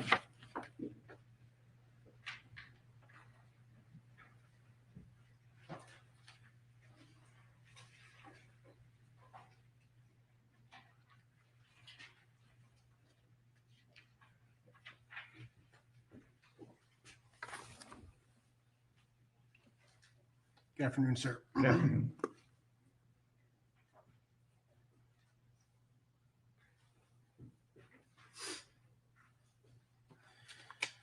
All right. It's a little unusual for you to be testifying in a death case, is not? Not terribly. I mean, I do work with medical examiner and coroners a lot, but they typically are the ones that testify as to cause and manner of death. Usually, if I'm involved in a death case, it's usually drug delivery resulting in death. Okay. And so you work in a laboratory that works with medical examiners from around the country, right? Correct. And you perform these services in a variety of different contexts. Agreed? Yes. So you testify that some are, clinical in nature, some tests are clinical in nature, some are law enforcement in nature, and some are death related, right? Correct. All right. And you, at the time you became involved in this case, you were obviously aware of the significance of this case, right? Yes. And your laboratory goes through an accreditation process, correct? We do. And part of the accreditation process is to establish standards and reporting thresholds, right? Yes. And so the reason a laboratory will have those thresholds is to be consistent in how toxicology is reported to various individuals, right? Correct. And so one of those accreditation standards is actually to have and set this threshold that if a particular chemical component is below that threshold, you would suggest not reported, right? Or you would say it's not reported. So there are instances where a medical examiner might ask us if something was present below a threshold. And depending on what the situation is, it could be potentially reported as such. It's not common practice. In this case, we didn't do that. It's not common practice to report things that are below, or chemical components below the threshold, because it's contrary to the accreditation standards. Agreed? So It does depend on the situation, but by and large, there's a reason we have cutoffs, and if we go below those, it basically is not something we typically would do. Um, and so an analyst who comes in hypothetically and may see certain markers that have an indication that something is present, but refuses to acknowledge its presence, that would be because of those accreditation standards, right? I'm not quite sure I understand the question. Hypothetically speaking, if an analyst from, say, the state crime lab comes in and a question is presented to her about the presence of a particular substance, but that substance was below the reporting thresholds. I'm going to object, Your Honor. That's Correct. why I said the scope characterizing the It's a hypothetical. Overruled. And that analyst refuses to acknowledge the possibility of the presence, right? That would theoretically or hypothetically be because of those threshold rules. So I really can't speak to what is done in a crime lab because I don't work in that area. So for me, it's really limited to toxicology and the analysis of biological samples like blood or urine. So in other words, the reason we have these thresholds is so that we set the rules, right? So the reasons these thresholds were actually established, it has to do with the original validation of the method. The thresholds are not set because of any standard that says this is what you have to use as a threshold. The laboratory establishes those and then writes SOPs in accordance with their validation for the procedure. SOPs being standard operating procedures. Yes. And so if the laboratory sets this standard and says, here's the standard, and then does something in contravention or report something that is against that standard, that would be a violation of the standard operating practice, right? If it were reported without any explanation, yes. So just a few kind of follow-up questions to your testimony. You've met with or spoken with members of the prosecution team several times, right? Yes. Including February 26th, March 5th, March 12th, April 5th, and April 6th?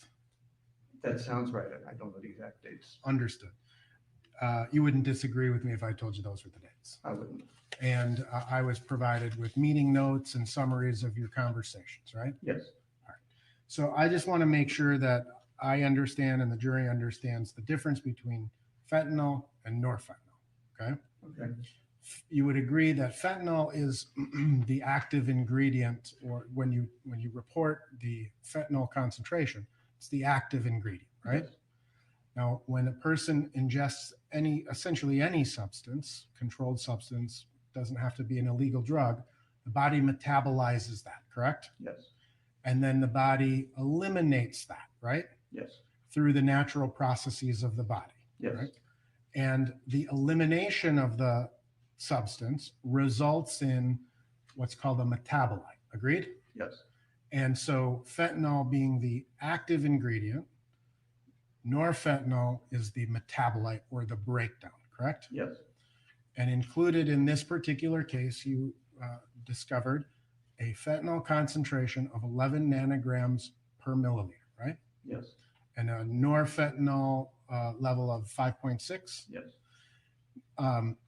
Now, you testified on direct examination that could be one of two scenarios occurring there, right? Yes. One scenario is that a person took a certain amount of a controlled of fentanyl, and enough time had passed to eliminate that, correct? Correct. Or to break it down and have that metabolite being present. That's one scenario, right? The other scenario, as I understand it, is someone took some, that initial dose began to break down, and then the person took more, that And so the active ingredient is there, but it had not yet broken down, right? Correct. So it's sort of either, and you describe it, I think, as an acute ingestion or a non-acute ingestion. So, a person, when you have fentanyl will break down to norfentanyl. But you could still take more fentanyl. So you could still take fentanyl while the first fentanyl was breaking down. Right. So put it into context of people who may consume alcohol, right? I have a beer, my alcohol concentration is going to rise to a certain level, right? Whatever based on the alcohol concentration. Agreed? Yes. And my body will essentially immediately begin to decrease and eliminate the alcohol, right? Correct. But if I have a second beer, I'm adding more alcohol, causing my blood alcohol concentration to rise. Correct? Yes. And that's similar with all substances, including fentanyl. In general, yes. I mean, so alcohol is eliminated at a fixed rate over time. There's only so much you can eliminate with time. With drugs, some drugs, it's a little different, but Some drugs may be faster, some may Right. take longer, right? Right. And when you describe the results in this particular case, you're talking about, I'll strike that, sorry. So there's, based on a strict interpretation of these test results, there's no way to determine at what point any particular amount of fentanyl was ingested. Agreed? I would agree with that. Now, fentanyl, again, being a toxicologist, is a lawfully manufactured controlled substance in the United States, right? It can be prescribed as a fentanyl patch. It can be a lollipop. It can be used in surgery. So there's different forms Right. lawfully prescribed. And the fentanyl that is contained in a patch or a lollipop or that an anesthesiologist may administer is in a very controlled and known manner, right? Yes. Now, when we're talking about the illicit street drugs that involve or include fentanyl, you have really no way of knowing what the particular fentanyl concentration is literally from pill to pill. Agreed? Correct. And so every single pill you take, it becomes a unique experience for the person, right? That's true. And so regardless of whether you have a tolerance or a non-tolerance, any single incident could cause an adverse reaction. Well, sure. If you suddenly had a pill that was 10 times the amount of fentanyl than another one, then yes. And you have no idea, right? You don't know from pill to pill. True. Right, because they're not manufactured in a controlled environment. Yes.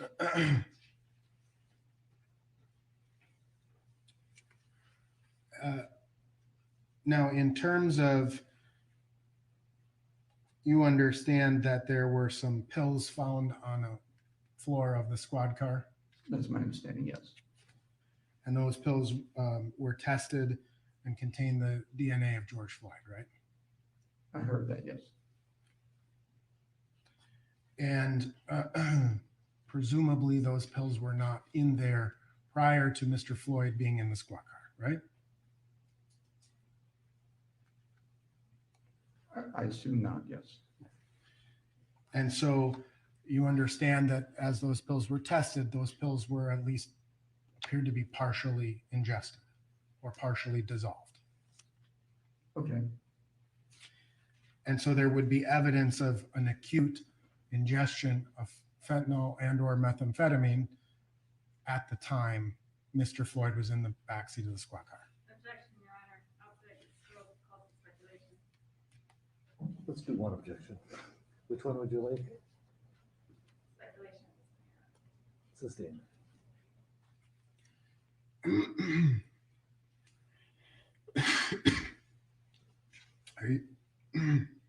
Are you familiar with the term hooping? Objection outside the scope. You can answer if you know. I don't.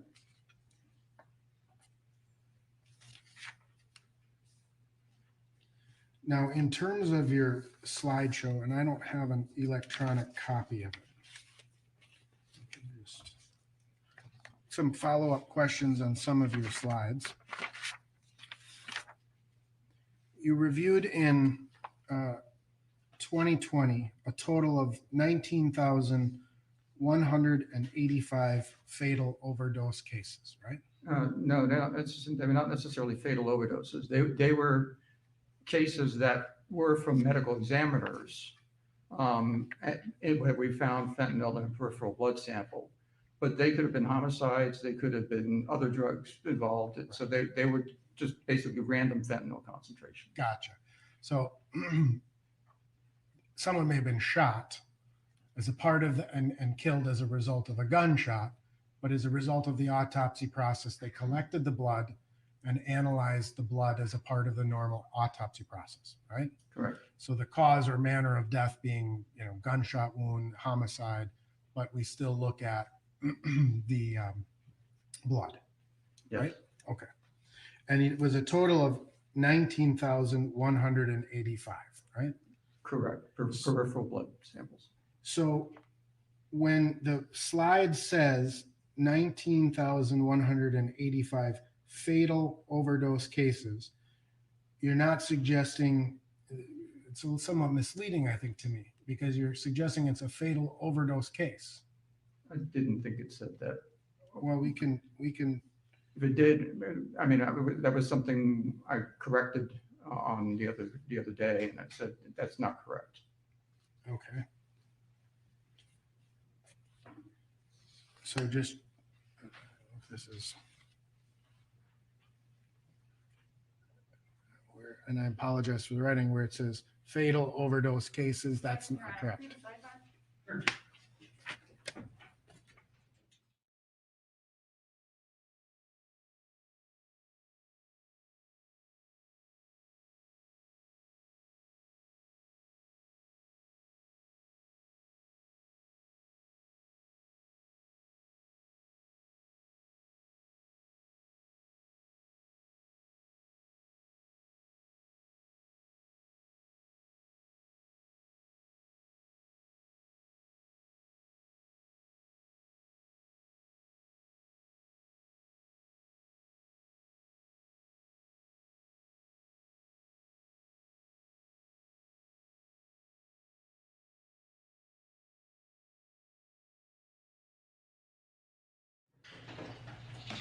There's a jury. We're going to take our 20-minute recess. We're going to do a little work in the break, but we'll give you 20 minutes. Thanks.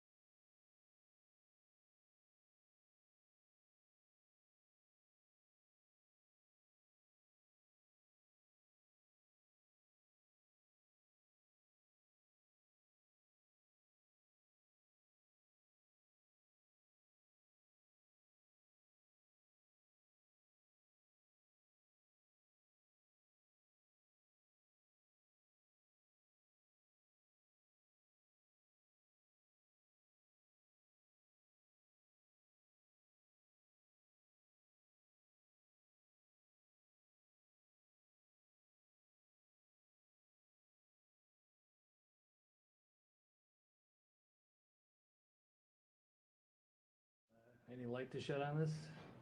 What's going on? Yes, sir.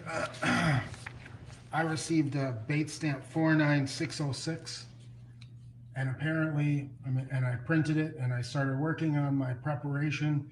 Apparently, at some point, I received an updated copy of this same presentation, and it's 49623. So it's like 17 pages later, and I'm just trying to verify when I received that because I was using this as preparation. This was all last night. Fair enough. Your Honor, this would have all been provided in the same course of discovery. I'm not sure if it was the same batch that went out, but obviously the witness, during our witness prep, the disclosures that were made updates, the slides were updated, the updated slides were shown to the jury. But we found it. Have any prior perspective? Let me So- talk. So I understand what Mr. Nelson has was an earlier version. Witness has since updated them. You showed the jury during direct the updated version. Has both. Who has both? Mr. Nelson. No, I'm asking you, you showed the updated version to the jury. That's correct. All right, when was the updated version sent to Mr. Nelson? I would expect the same day that the original version was, because my best guess was to April 6th, but I would have to confirm. April 6th? So this Tuesday? Correct, Your Honor, it was within the same day that the other slides were sent. They just needed updates. Well, I tell you what, let's take our break and let's nail it down specifically, but I think we can hardly, there's a lot of moving parts. I don't think anybody's it. I think you can just acknowledge that this is what you without showing it again, that you received an earlier version, it's been updated. And that's fine, Your Honor. I mean, part of the problem that we're experiencing here is I'm getting these things in many of these items in PDF format, right? Some of them I'm getting electronically from, there's so many people involved here that I'm getting things in different formats. So if I can have a second to speak with Ms. Voss. Yeah, I guess it just seems like there's a good faith passing in the night of different versions and nobody should be criticized or, again, let's just tell the jury this is the latest one and this is what it is. And that's perfectly fine, Your Honor, and I am happy to provide an extra copy. We are happy to provide and republish the slides that were presented to the jury, but I do want to make sure that we're not showing the jury inaccurate information. That's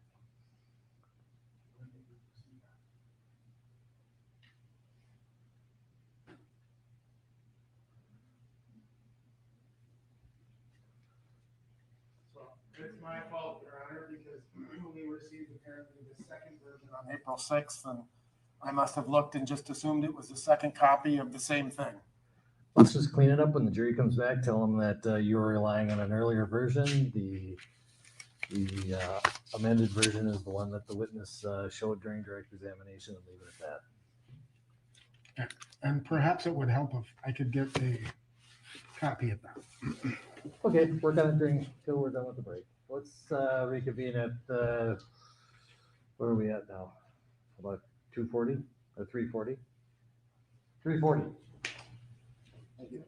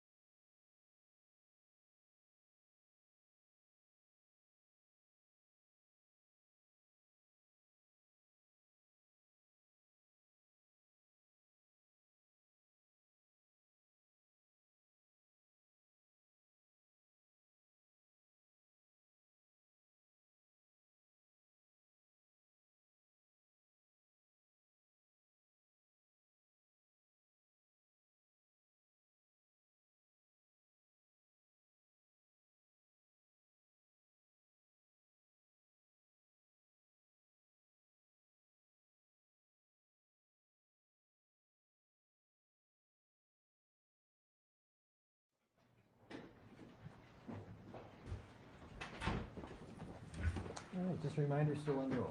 Yes. Thank you. Thank you, Judge. Thank you, Judge.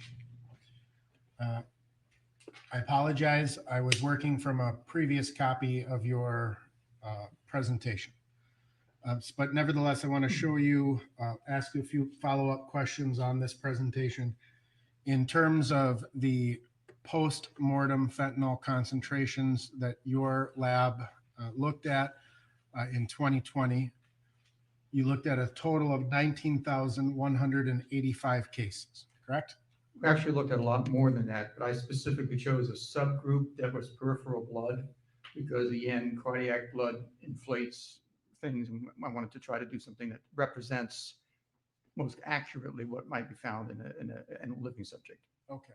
So you were looking and focused specifically on the concentrations in the most equivalent type of blood sample that was taken. To the extent that you can do that, yes. Right. But in those 19,185 cases, then, not all of them represent a fatal overdose, correct? That is correct. And so of the 19,185 cases, do you know the number of cases that would be attributed to overdose specifically? Unfortunately, we don't, because we don't get the history on a lot of the cases or what the outcome was, or even in context. So you can't determine which of these cases included something like a gunshot or included something like a heart attack or something else that would cause the death, right? That's correct. These are simply blood samples, right? Correct.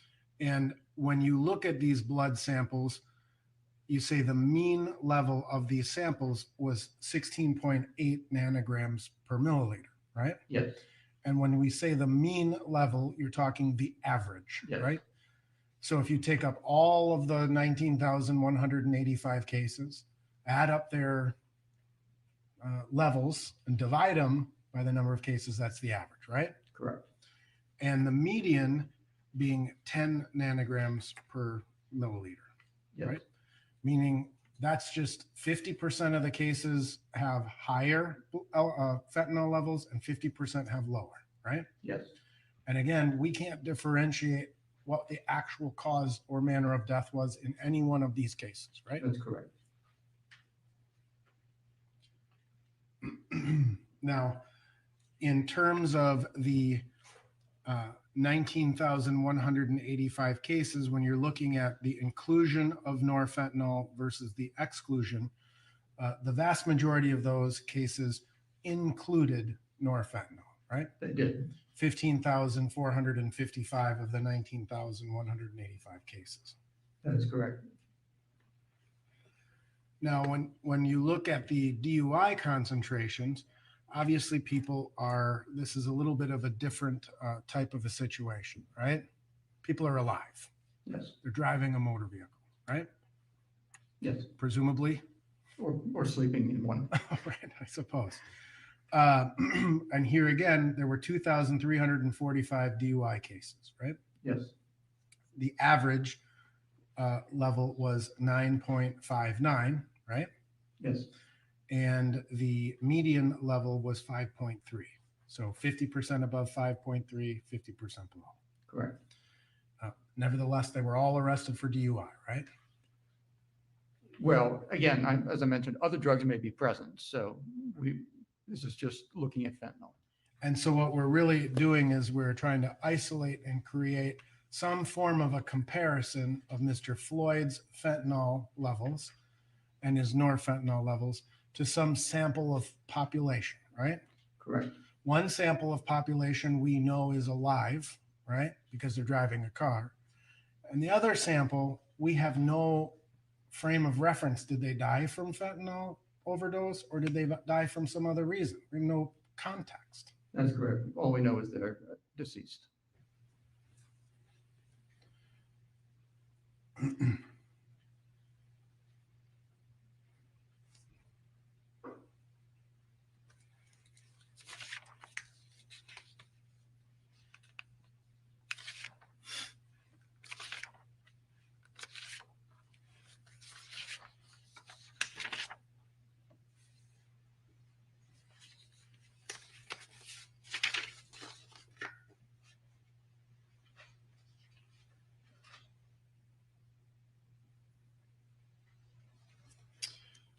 In terms of when we look at the ratio of fentanyl levels between 9 and 13 nanograms, right?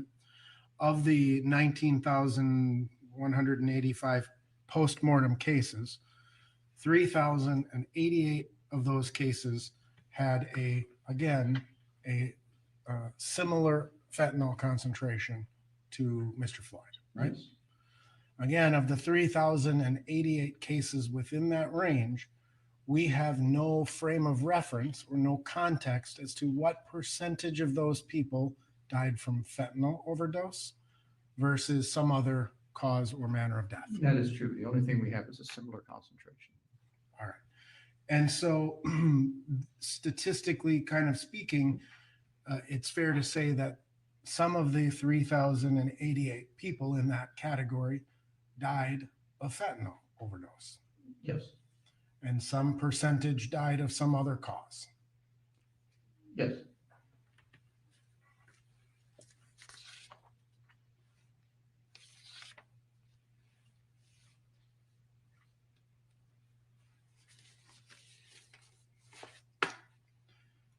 And again, in terms of the amphetamine, the methamphetamine and the amphetamine, methamphetamine and fentanyl, do you find that to be an unusual mixture of controlled substances?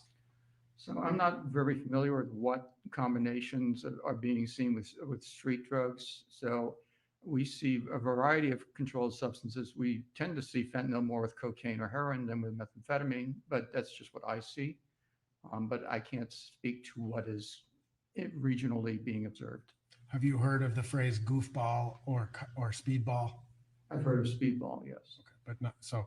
Speedball usually being in like a fentanyl, an opiate, and cocaine, right? Yeah, it used to be heroin and cocaine. Heroin and cocaine. I'm sorry. And but you've never heard the term goofball. No. Okay. Now, in again this particular case, your lab also tested the pills that were found in the squad car as well as in the Mercedes-Benz, Our right? crime lab did that, yes. And you've reviewed those, I have not. but similar to fentanyl and norfentanyl, you've got methamphetamines, which is the active ingredient, right? Yes. And amphetamines, which is the metabolite, right? In a tablet, or are you saying? No, in Mr. Floyd's blood sample. Yes, there was methamphetamine. Just generally speaking, methamphetamine is the active drug and amphetamine is the metabolite of that drug. It's a metabolite, but it's also active. Okay. So, meaning what do you mean it's also active? I mean, it's an active metabolite. It also exerts effects. So a person would have an effect from both of those substances, Correct. meaning an intoxicating effect, Not necessarily. but some effect. Some effect.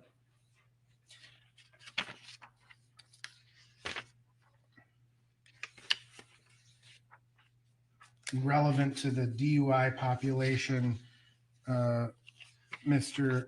Floyd's amphetamine and methamphetamine ratio was on the low side, right? So we didn't look at the ratio of methamphetamine to amphetamine with Mr. Floyd because it was below the reporting limit. It's not on the report. We didn't report it. Okay. So you can't compare the ratio, but his methamphetamine level was on the low side. Compared to the DUI population, yes. And in comparison to the DUI population, as well as the postmortem cases, again, there may have been other drugs, as you say, on board, Yes. right? Okay. I have no further questions. Redirect.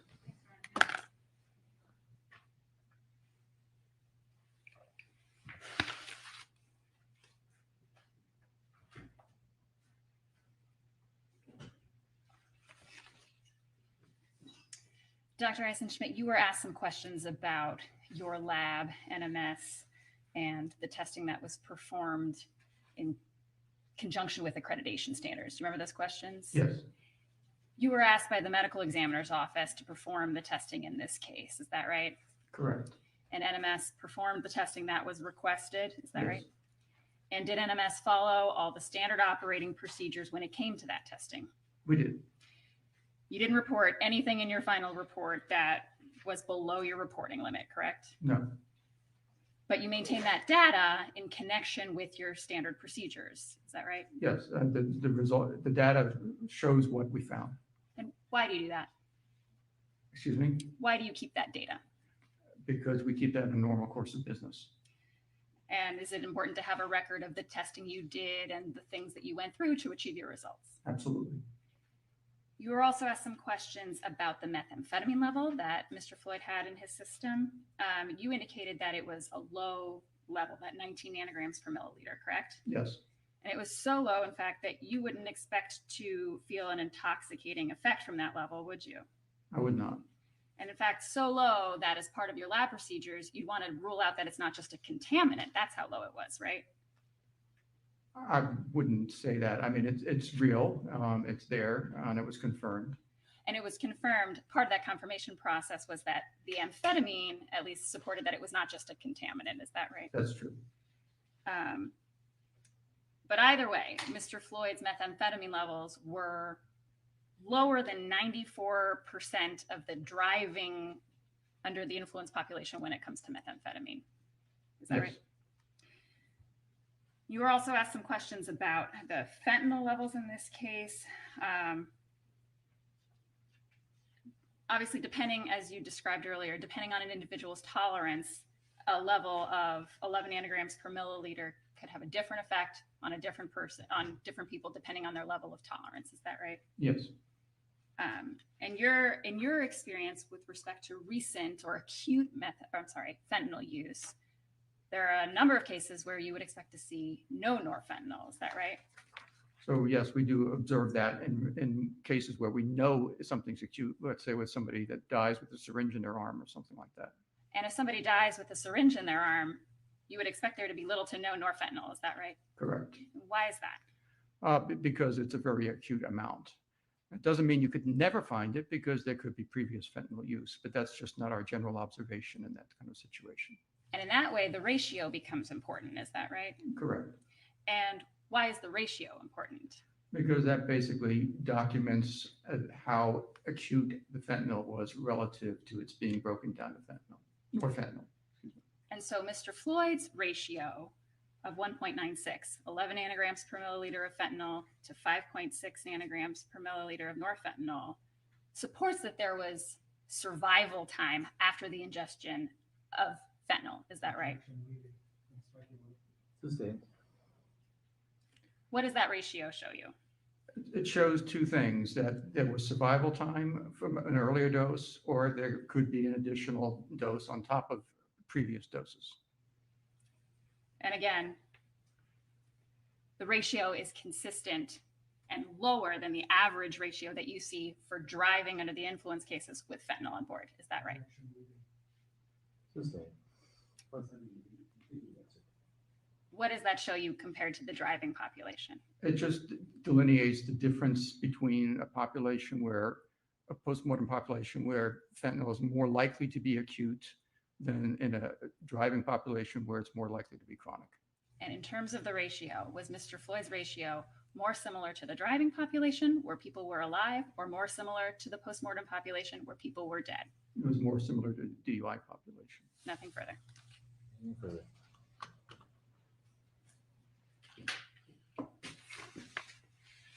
How can you answer that question when we don't know the context of how people actually died? Because we still looked at a large number of data within that population. So you have no frame of reference, though, in terms of what did the person actually die from? I mean, what if of the 19,185 postmortem cases, 19,184 of them were gunshots? That's not really a possibility, but I have nothing further. All right, thank you. Can you step down? There's the jury. Our next witness, we are going to try and fit in. I appreciate your patience and staying till 5:15 if possible, because the witness has a flight out tonight, and so we're trying to finish it tonight. Mr. Blackwell. Thank you, Your Honor. The state will call Dr. William Smock.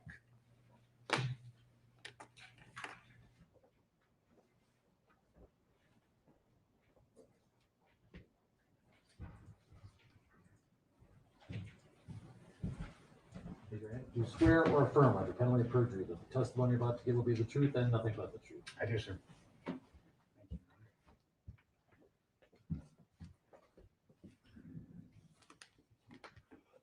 And if you could remove your mask,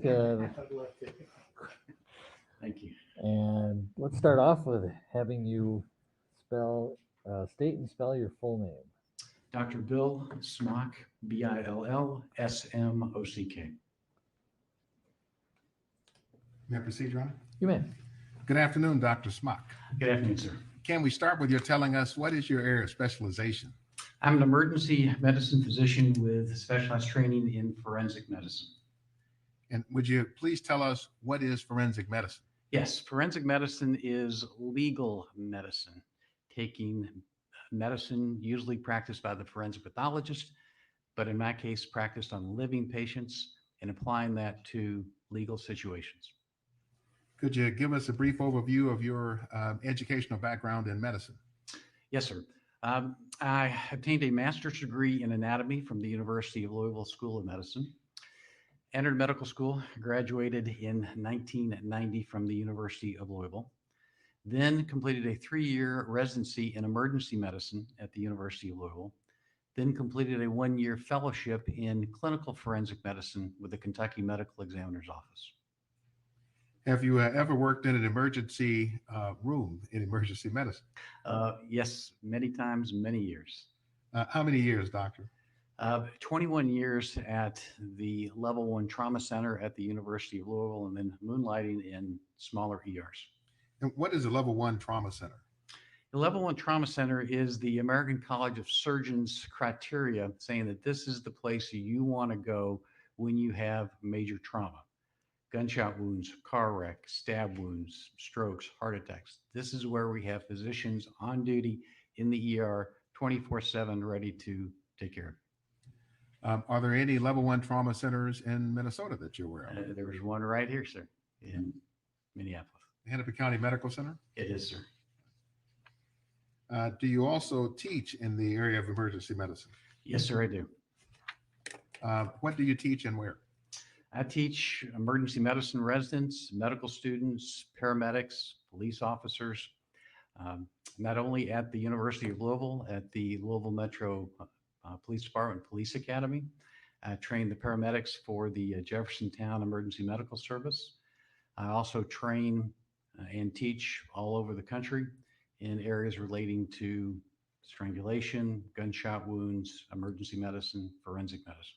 I was going to ask whether you had any special background or expertise in either asphyxial deaths or strangulation.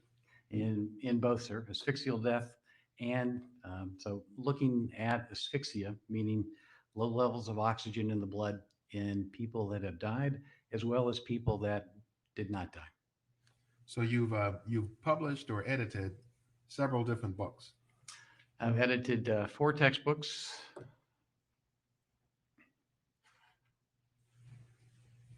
We won't read them, but I will show them and call them out. One, domestic violence and non-fatal strangulation assessment.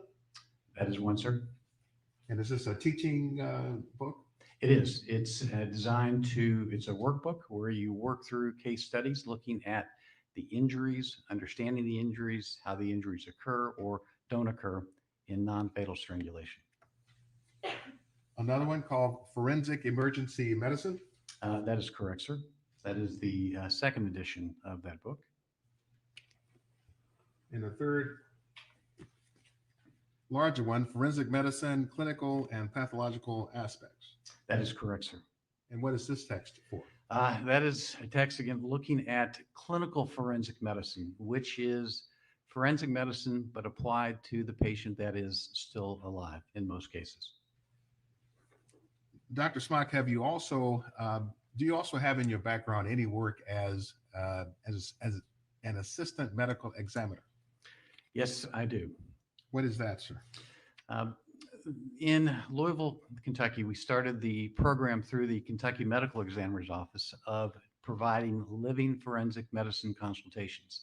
That is providing the same level of evaluation on someone who may have been shot, stabbed, but didn't die in the emergency department in the ICU, uh, compared to someone that uh, may have died, given that same level of care. And so that program was started at the Kentucky Medical Examiner's Office back in 1990. And from 1991 through 1997, I was an assistant medical examiner at the Kentucky Medical Examiner's Office, providing those sorts of evaluations and consultations. So you have a background also then in clinical forensic medicine. Yes, sir, I do. Would you tell the jury what that is? Yes, clinical forensics is, again, applying the same training that the forensic pathologist gets, from autopsies, the science, the medicine, but applying it to the patient that is in front of you that is still alive. And so, what is the difference between someone who has sustained a gunshot wound that's dead versus someone who's sustained a gunshot wound that's alive? What did that bullet hit? Did they survive? Did they get to the operating room in time? But the forensics is the same. How do you determine entrance from exit? How far was the gun away from the body when the person was shot? It's that same science, but applied to the living patient. Dr. Smock, how are you currently employed? I am the police surgeon for the Louisville Metro Police Department, as well as the medical director for the Training Institute for Strangulation Prevention. I'm also the medical director for the Jeffersontown Emergency Medical Service and a clinical professor of emergency medicine at the University of Louisville. Could you give the jury some sense of how large the Louisville Police Department is, maybe in comparison to the Minneapolis Police Department? The Louisville Metro Police Department, we have space for 1,200 sworn officers. We're down to probably a little less than 1,100 officers right now. I think Minneapolis may have 700 to 800. I'm not sure. I think we have a little larger department than Minneapolis. So would it be fair to describe you as a police surgeon? That is my title, sir. That is my role. That's my job. And so what are your duties as a police surgeon? It varies from day to day. They're multiple. It's the doctor that goes with the SWAT team when the team deploys to make sure that somebody gets hurt, suspect, hostage, officer, that there is a doctor there to take care of them. I advise the police chief on healthcare policy. I do occupational medicine, looking at the officers when they get hurt, fitness for duty, when can they go back to work, write some prescriptions, antibiotics, Viagra. And most of the time is spent doing living forensic consultations, which means when a detective calls and says, "Doc, we've had a shooting," or internal affairs calls and says, "We've had an officer involved shooting," I would then go to the scene, to the hospital, wherever that examination needs to be done, and do the assessment head to toe, just like a pathologist would do on someone that is deceased, but doing it on someone that is still alive. Do you actually do police trainings? I do, sir. What kind of training? I get each recruit class, I get 4 hours of training with each recruit class that comes through. 2 hours is spent on the forensic evaluation of gunshot wounds. 2 hours is spent on strangulation, asphyxia, elder abuse, and child abuse. Have you treated persons with cardiac emergencies? Cardiac, oh yes, pre-hospital and in the emergency department. What about dealing with patients who struggle with either methamphetamine or fentanyl addictions?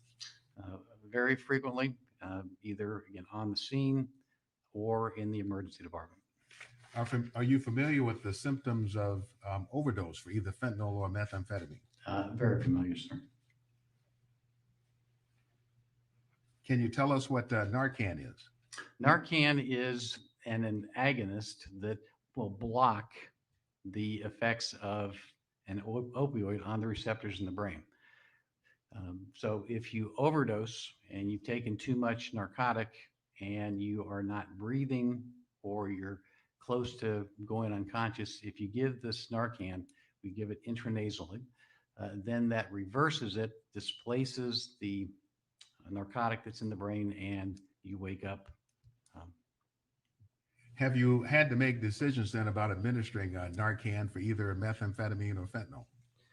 You administer Narcan for fentanyl because it's an opiate, and that's what it reverses. And yes, I've administered Narcan hundreds of times.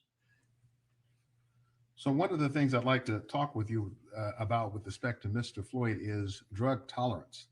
Is the subject of opioid tolerance something you're familiar with? Very familiar with, sir. Can you help us to understand the concept of drug tolerance? Tolerance is what does the body repeatedly sees a certain drug. The most common we think about is alcohol. That does somebody build up a tolerance, meaning at one time you're a naive drinker, you take one sip, one bottle, whatever, you feel it. But if you are an alcoholic, you feel nothing because that is tolerance. And the same is true for amphetamines and as well as for opiates, for fentanyl. And whether you're talking about Percocet or other opiates, you build up a tolerance, which means it takes more of that drug for your brain to perceive the feeling, the high, whatever it is that you get when you take that medication or drug. So somebody who doesn't drink might feel the effects of one beer, Absolutely. whereas an alcoholic, it may take, who knows? And it may take multiple beers. So, doctor, just for the jury, when you made reference to a naive drinker, would you explain what you mean by that? Because Naive means somebody that doesn't drink or doesn't do any sort of drug. Naive means you're totally new. So, doctor, you've been retained by the state of Minnesota as an expert in this case. Yes, sir, I am. Are you being compensated for your time? Yes, sir, I am. And I hope so. Otherwise, my wife will be very unhappy with me. Could you tell us then what your hourly rate is? Yes, the government rate is $300 per hour. And so the charge for your time is the government rate. That is correct, sir. So as part of your work in the case, were you asked to render an opinion regarding the cause of Mr. Floyd's death? Yes, sir, I was. Before we get into your opinions, would you tell us what it is you reviewed to give you a foundation for forming opinions? Oh, I reviewed videotapes, body camera videos, bystander videos, police videos, reviewed medical records, pre-hospital records, statements from witnesses, the autopsy report, autopsy photographs, thousands of pages of documents, sir. Doctor, before we get to the opinion, there was one thing I meant to ask you and overlooked. As a police surgeon, are you required to maintain board certification in emergency medicine? No, sir, I'm not. Then are you currently board certified? No, I'm currently board eligible. I've taken boards on 2 occasions, but since I'm not in the emergency department anymore and it's not required for the police surgeon, I'm no longer board certified. But you have been in the past. Oh, yes, sir, on 2 occasions. So, doctor, let's talk about your opinions regarding the cause of Mr. Floyd's death. Yes, sir. You formulated opinions. Yes, sir, I did. Would you tell us what your opinion or opinions are? Mr. Floyd died from positional asphyxia, which is a fancy way of saying he died because he had no oxygen left in his body. So what we've been referring to as low oxygen. Low oxygen is one way, no oxygen. When the body is deprived of oxygen, and in this case, from his chest, pressure on his chest and back, he gradually succumbed to lower and lower levels of oxygen until it was gone and he died. Did you consider other possibilities as causes that you evaluated and dismissed as unlikely? Absolutely. Was one of those excited delirium? Yes, sir, it was. Would you first tell the ladies and gentlemen of the jury what excited delirium is? Excited delirium is a physical and psychiatric state where, because of an imbalance in the brain, a patient will exhibit multiple symptoms. Basically, they are hot, their body is revved up, heart rate is up, respiration is up, superhuman strength. They are out of control. Their speech is garbled. It doesn't make sense. They can't answer questions. That's what they call the delirium, someone who is delirious. So I'm very familiar with not only pre-hospital, but in the hospital, the symptoms of excited delirium. Doctor, let me show you what's marked as Exhibit 921 for identification purposes. So I want to show it to you, and then let me ask you a couple of questions. Is this a demonstrative you created showing the 10 signs of excited delirium? Yes, sir, it is. Actually, it's from the American College of Emergency Physicians white paper on excited delirium. And incidentally, before we show this to the jury, or at least I offer it, is excited delirium considered a controversial diagnosis? Yes, sir, it is.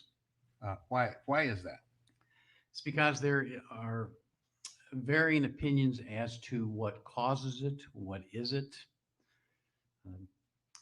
Forensic pathologists or emergency physicians or other physicians, there isn't 100% agreement on what excited delirium is.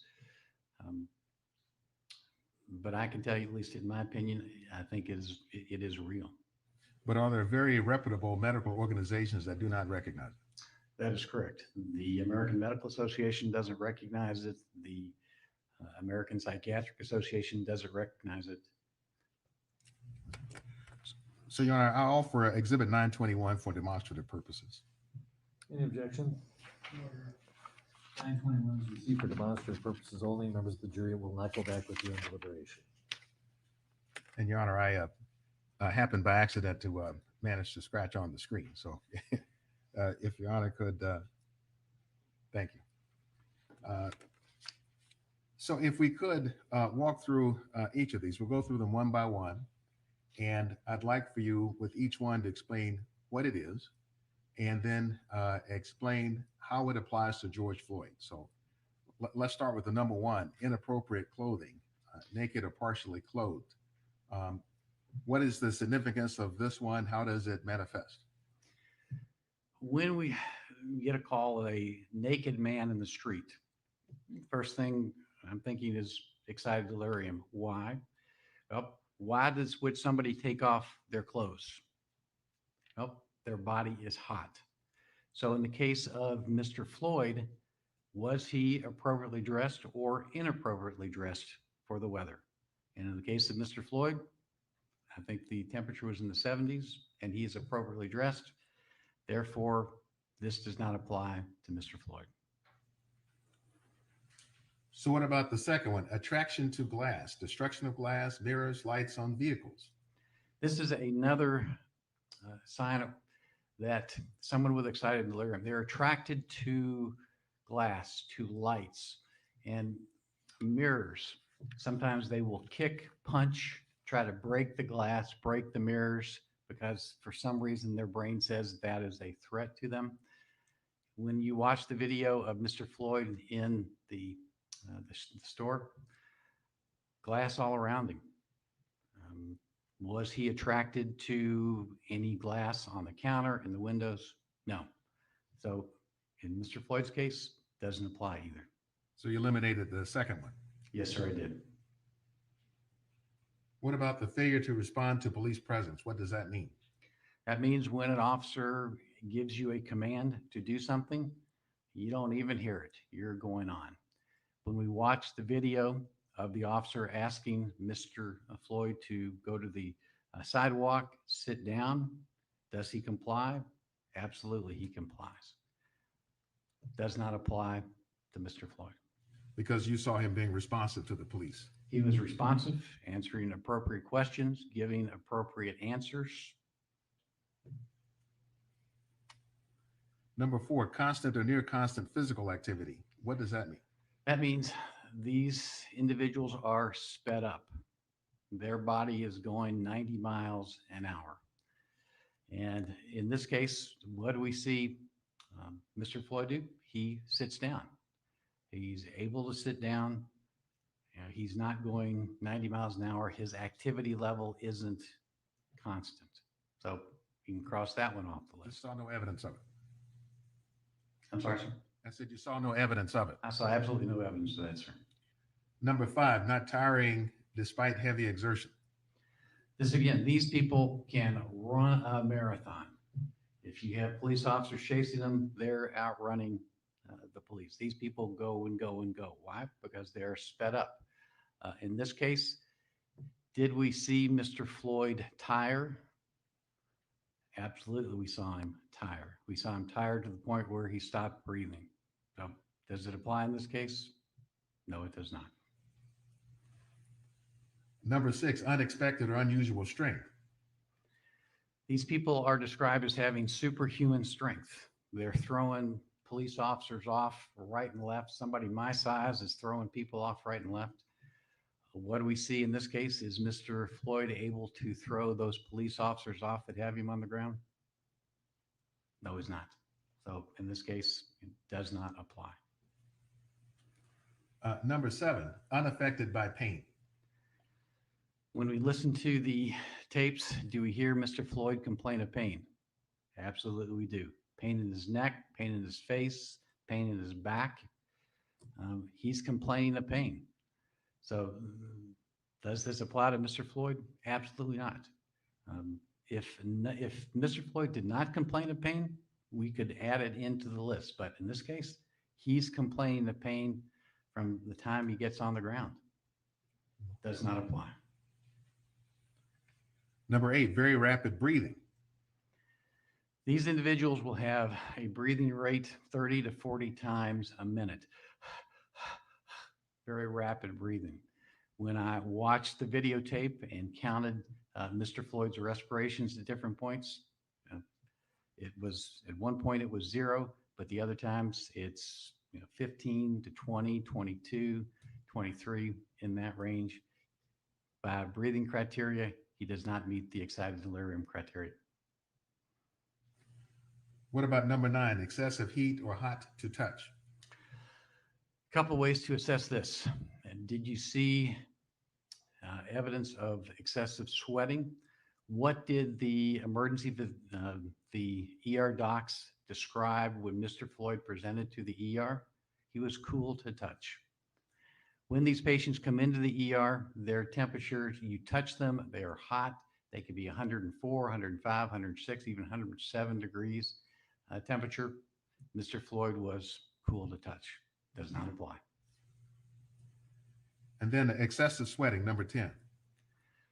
Again, because when your body gets hot, when your temperature goes up, what does your body want to do? It wants to sweat to cool you down. So when I watch the video, do I see evidence of sweating on Mr. Floyd? No, it's not there. So again, does not apply. So Dr. Smock, if we have to have a minimum of 6 of these items, 6 of 10 for excited delirium, how many did you see? Zip. So I want to talk with you about another potential cause for death that you may have considered, I think eliminated, which is drug overdose. Yes, sir. Are you familiar with the toxicology results in this case? Yes, sir, I am. Just to remind us, what were the levels of fentanyl and methamphetamine in Mr. Floyd's blood? And you can check your report or notes if you need. Yes, I've got the autopsy report here. The fentanyl level was 11. The metabolite of fentanyl called norfentanyl was 5.6, and the methamphetamine level was 19. Those are all what's called nanograms per milliliter. That's just the measurement that the lab uses. Well, focusing on fentanyl, you have lots of experience treating patients suffering from opioid overdose. Yes, sir, I do. Can you explain what fentanyl intoxication looks like and how that might differ from fentanyl overdose? Yes. The fentanyl, let's kind of work backward. With fentanyl overdose, because it's a narcotic, In excessive amounts, it can kill you because it will cause your respiratory rate to go to nothing. That's how you die with a narcotic overdose. You cease to breathe. With fentanyl toxicity, you're looking at somebody who is high, who is awake, but they're high. So there's a big difference. So how do you differentiate fentanyl intoxication versus fentanyl overdose? What is that patient doing right in front of your eyes? Look at them. Are they awake, alert, talking, breathing normally? Or are they getting sleepy? Their respiration's getting less, or are they not breathing at all? That's how you differentiate, just by looking, even without a lab report. Look at what that patient is doing. So in the case of a fentanyl overdose, are there certain telltale signs of a fentanyl overdose? Yes, they are. Pupils can be constricted and they're snoring, their respirations are decreasing, or they're not respiring at all.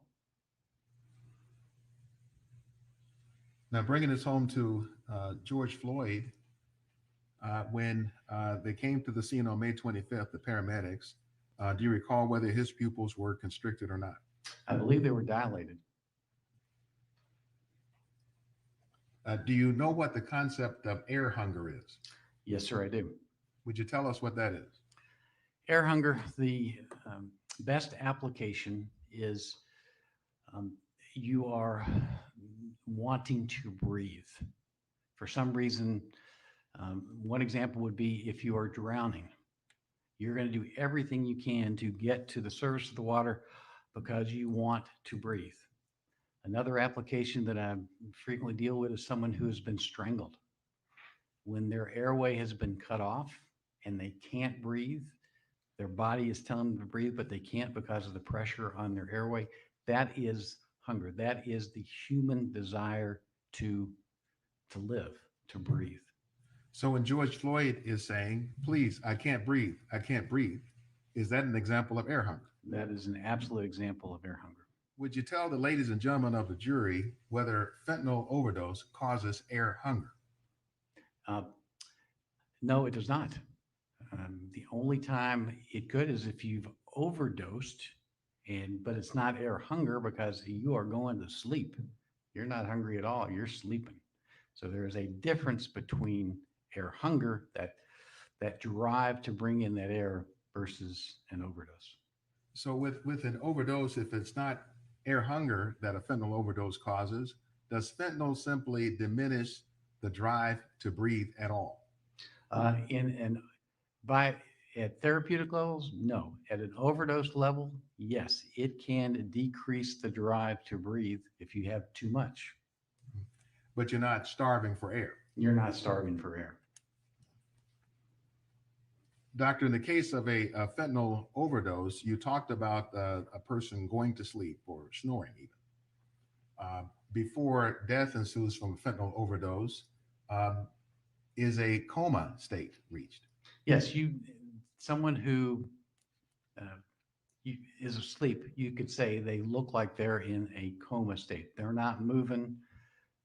So that's what you would see with an overdose.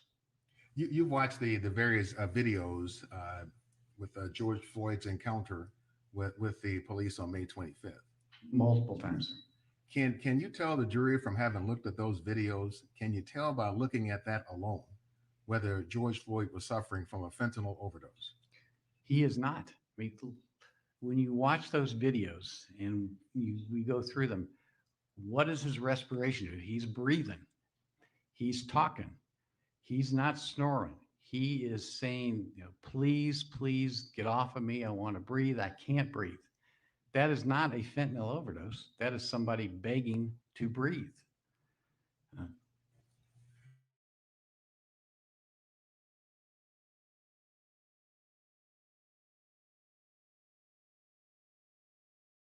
Overdose, would you describe that person then as alert? No, sir. They're not going to be alert. They're going to be sleeping. Would you describe them as oriented? No, their brain is going to be in sleep mode or not breathing mode. And was George Floyd oriented? Oh, he was. He gave appropriate responses, name, date of birth. He knew where he was and what was happening. He knew exactly where he was, what he was doing, and responding appropriately to the questions that were asked of him. Have you ever encountered a situation of a fentanyl overdose where a person was in the overdose, displaying air hunger and essentially crying out for their life or crying out in pain? No, sir. Now, did you, from your review of the medical records and other data in the case, get some sense of what Mr. Floyd's history was with respect to opioid use? Yes, sir, I did. When you look at the medical record, Mr. Floyd has been a chronic user, meaning what I saw was for years. And how would this correlate to the notion of tolerance we talked about at first? The more you use any drug, alcohol, in this case fentanyl, you build up that tolerance. So it takes more drug to give you that high, to affect your brain.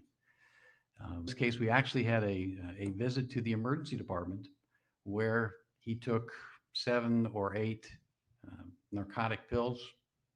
They watched him and let him go. Was there any use of either oxycodone or Percocet that might be relevant to the discussion of tolerance? Yes, there was when he presented to the emergency department, he said he may have taken Percocet or oxycodone. So what does that have to do with tolerance to fentanyl?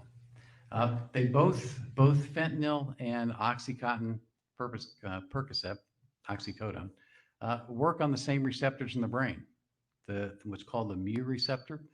So they both attach to that and stimulate that receptor. So this is what we call cross tolerance. If they both work on the same receptor, either one is going to give you an effect, depending on the quantity that the brain sees. In terms of the population of patients you've treated for opioid issues, are you able to generally characterize what the range of the opioid levels has been in living patients? Yes, I have, sir. What can you tell us about that? What I've come to in clinical practice is you don't rely on the level to tell you how much it's impacted a particular patient. You look at that patient, because I've seen patients that could have low level, but I can see patients with fentanyl levels 100, 120, 140, and they're walking and talking. So the level says, yes, it's there, but based upon their prior history of use, chronic use, does that particular level affect them or not? So how relevant then was the level of the methamphetamine found in Mr. Floyd's blood to your analysis of the cause of death? Methamphetamine or fentanyl? Methamphetamine this time. Methamphetamine. With methamphetamine, it's really a nothing level. It's a level you expect to see with a recreational use of methamphetamine. And clinically, that's a extremely low level. So I want to switch topics and talk about the cause of death you did find related to asphyxia or low oxygen. Yes, sir. Are you familiar with certain myths that exist around the indicators for death by asphyxia or low oxygen? Yes, sir, I am. Do you in fact teach your students regarding some of these myths? Yes, because strangulation is a form of asphyxia. This is part of every class I teach. What are the myths associated with strangulation, with asphyxia, what you see, what you don't see, and why you see something or why you don't see something? For example, in your teaching of your students, what do you teach them regarding inferences that can be made by the presence or absence of bruising on the body in autopsy? Bruising. You can be fatally strangled, die of asphyxia, and have no bruising. The presence or absence of a bruise on a human body is dependent upon multiple different variables. How much pressure is applied? How is that pressure is applied? How frequently is that pressure applied? And the example that I like to use is you can have someone put your bicep and forearm on either side of your neck and squeeze, render you unconscious, even kill you. And you will never, ever see a bruise on the neck. And the reason is you're applying a broad surface area, bicep and forearm, to a broad surface area, which is different if I were to take, say, this lanyard, put it around somebody's neck and pull tight. I'm putting same amount of pressure, but in a smaller area. And I would expect to see a ligature mark or something. So there are lots of variables that will dictate whether you have a bruise or you don't.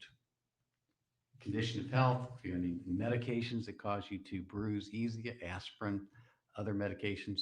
So you can be, that's this myth that you have to have bruises to prove strangulation. No, you don't. You can be strangled to death and have no bruises. So that's one of the big myths.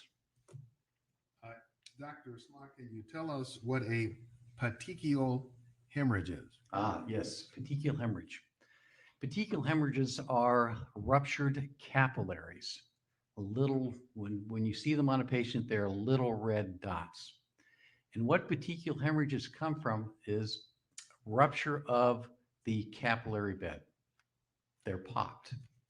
And the way I like to think about a petechial hemorrhage is like it's a little water balloon. And what happens when I put too much water into a balloon? It pops. What happens if I put too much blood into a capillary? It pops. So what does the presence or absence of petechial hemorrhages tell us about whether a person did or did not die of asphyxia or low oxygen? It tells us nothing, because in order to create that ruptured capillary, there are two physiologic things that have to occur in the human body. One, I have to have the venous return. In the case of the neck, the jugular vein blocked. And how does that happen? Well, I'm putting pressure on the neck. The second thing that has to happen is I have to have blood still being pumped into the area of the body, that capillary bed. So if both those two criteria aren't met, blockage of a vein with blood continuing to be pumped in, I will never, ever get a petechial hemorrhage.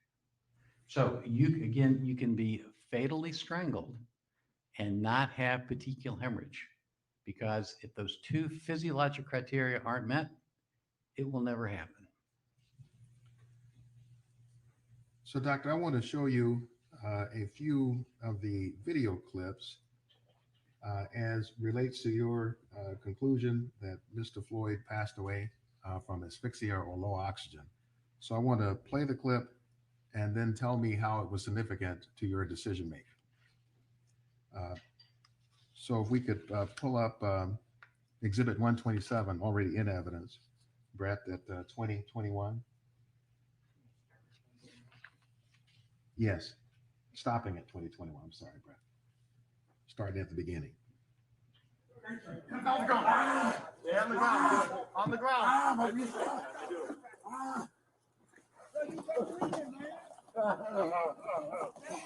Right. You got your restraint, towel. Can't breathe. Okay. I can't breathe. I'll grab that. Jesus. I can't breathe. I can't breathe. Thank you. I can't breathe. Stop moving. Mama. Mama. Yeah, Mama. it's in the, Mama. one of the front pouches Mama. on my right side bag. Mama. Mama. You're the rest guy. All right. All right. Oh my God. Go to jail. I can't believe this. I can't believe this. I can't believe this. I can't believe this, man. Mama, I love you. Reese, I love you. You got hobble? Tell my kids I love them.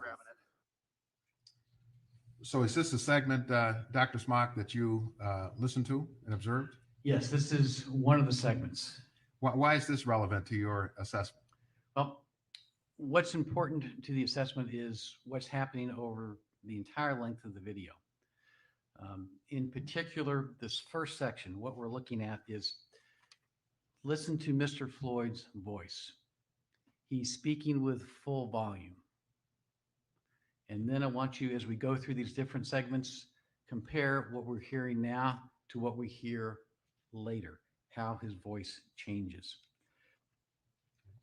So go ahead, no, please Okay. finish your answer. I'm sorry. So I want you to also look at the positioning of the Mr. Floyd. Where is he? Where do we see pressure being applied to his neck, to his upper back, to his lower back? What's also very important is as this progresses, and this is a progression over 4.5, 5 minutes of Mr. Floyd gradually decreasing his ability to survive. And what you'll see, and this is a great, I don't know if I can, does this work, Circle? It does. Okay. What I want you to also watch for is what is his right arm doing as this progresses. You will see him pushing against the tire. You'll see his right arm, his elbow pushing against. Let's ask another question. Well, I'd like to know, you circled an area here on this exhibit. Ask What your is it? question. Sorry, Judge. Go ahead and ask your question. Yes, I'd like to know, what is it showing us? Why is that significant? This is very important because it's showing what Mr. Floyd is doing to try and breathe, to get his right side of his chest up off of the pavement so that he can bring in air. So let's look at another segment. Brad, if we can go to start at 2021. I can't breathe. I can't breathe. I've been I taking can't that breathe. out. Breathe with the Ah. man. One of my homies died. I ain't went back home. I'm about to die this thing. Relax. Man, I can't breathe my face. Just get up. What do you want? I can't breathe. Please, the knee in my neck. I can't breathe shit. Bro, get up, get in the car, man. I will. Get up, get in the car. I can't move. I've been waiting the whole Ah. Get up, get in the car. Mama. Get up. Mama. I can't. Y'all opportunity Is that the all right? You can't win. My knee. You My can't neck. win, man. I'm through. I know you're in I'm that. through. Listen. I'm claustrophobic. My stomach hurts. My neck hurts. Everything hurts. There's water or something. Please. Please. I can't breathe, officer. Talking about They yelling. will kill me. They will kill me, man. Takes a heck of a lot of oxygen. Come on, His man. nose is bleeding. Like, come on now. Oh, Look at his nose. oh, oh. I cannot breathe. I cannot breathe.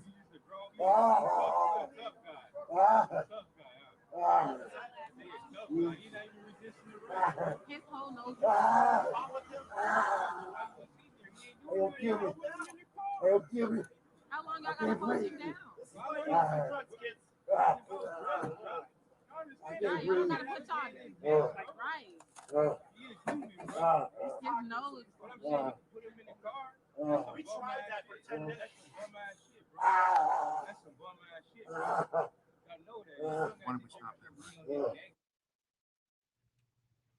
So, Dr. Smock, as you listened to that segment, that was one that you chose to play for the jury. What was significant about that? What we're seeing again is, and if you're listening, his voice is now getting gradually weaker as we're going through this. He is telling the officers, I'm about to die. I am through. He's watching his body move, turning his face actually into the pavement to try and get more oxygen in. This is the progression as we go step by step and deeper into lower levels of oxygen in Mr. Floyd's blood. We also have using his elbow to try and leverage his chest up. So, doctor, in addition to the subdual and restraint that we see there on the street in the video, was there other evidence, including physical evidence, that supported your conclusion that Mr. Floyd died of low oxygen or asphyxia? Yes, as I think it'll probably be in the next section, as we go through, you will hear his voice get weaker and weaker. You will see his lose facial expression. You will hear him make sounds of trying to breathe as we get closer. He then goes unconscious. You will then see in the next section, he has what's called an anoxic seizure. That's a fancy word for his brain is going without oxygen, very low. His legs shake, but you will actually see and you can hear the handcuff shake, and you'll see the body camera shake when he has an anoxic seizure further on down the line. Were there visible injuries to him as well that you could see, Dr. Smock? Yes, his left shoulder was ground into the pavement from the pressure from behind. The left side of his face had deep abrasions from his face being pushed into the pavement. So in the interest of time this afternoon, I won't show the additional video, Dr. Smock, and I want to ask you about a different subject, and that relates to CPR. Could you tell us about the importance of timing with respect to performing CPR? The sooner we start compressions and ventilations, the higher, the more successful our resuscitation rates will be. At what point should CPR have been commenced with respect to Mr. Floyd? Way before it was. As soon as Mr. Floyd is unconscious, he should have been rolled over. We have documentation on the video that the officer says, "I can't find a pulse." Why?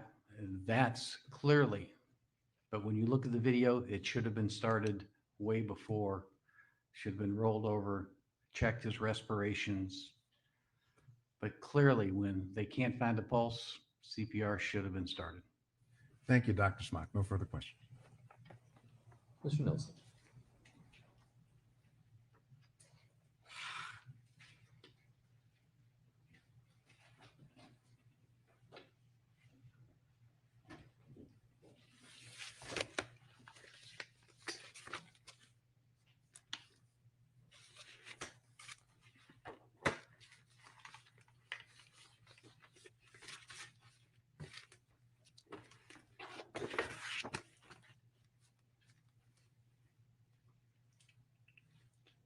Good afternoon, Dr. Smock. Good afternoon, sir. Thank you for being here with us this evening.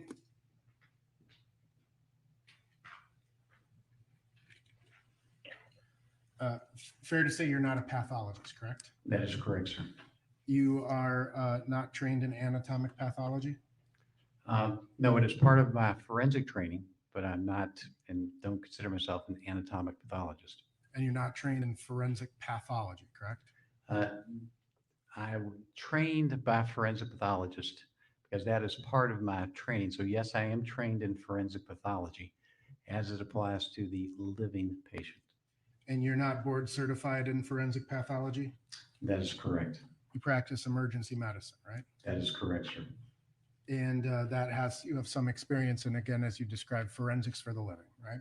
That is correct, sir. Do you, in addition to your practice, stay abreast of the medical literature in terms of forensic pathology? I do get the Journal of Forensic Medicine, sir. Okay. And how many autopsies have you performed? Physically performed as what's called the Diener, I don't know, 100. How many autopsies have I attended? Thousands. Okay. You would agree that methamphetamine and fentanyl, when combined, produces a different result. They may, depending upon the level and the individual. So there are variables, but essentially methamphetamine and fentanyl combined is different than a reaction to fentanyl. That is correct, sir. All right. And you would agree that in emergency rooms of late, the number of deaths related to the methamphetamine and fentanyl combination have increased. I can't speak of at late, but it wouldn't surprise me, sir. All right. And that type of a death, methamphetamine and fentanyl, is a much different type of a death than a simple fentanyl, or not a simple fentanyl, but a fentanyl exclusive death. Again, depending upon the level, yes, sir. The level and the individual person, right? That is correct, sir. There is no safe level of methamphetamine, right? No, or there is a safe level of amphetamine. People with ADD. But in terms of street level, street purchased methamphetamine, there would be no valid medical basis to have that in your system. That is correct for methamphetamine. Now, you talked a little bit about the coma state in fentanyl overdoses that you would expect. What's the duration you would expect to see of a fentanyl coma state in a fentanyl overdose? That's all going to depend upon how much fentanyl is in that individual system. How quickly do we get Narcan on board? So multiple variables, sir. Lots of variables. You talk about positional asphyxia, and you've reviewed the autopsy. Did you see any medical autopsy or any physical evidence from the autopsy that can point to Mr. Floyd's airway being obstructed? No, sir, not in the autopsy. And while Mr. Floyd initially was on the ground, he was talking, right?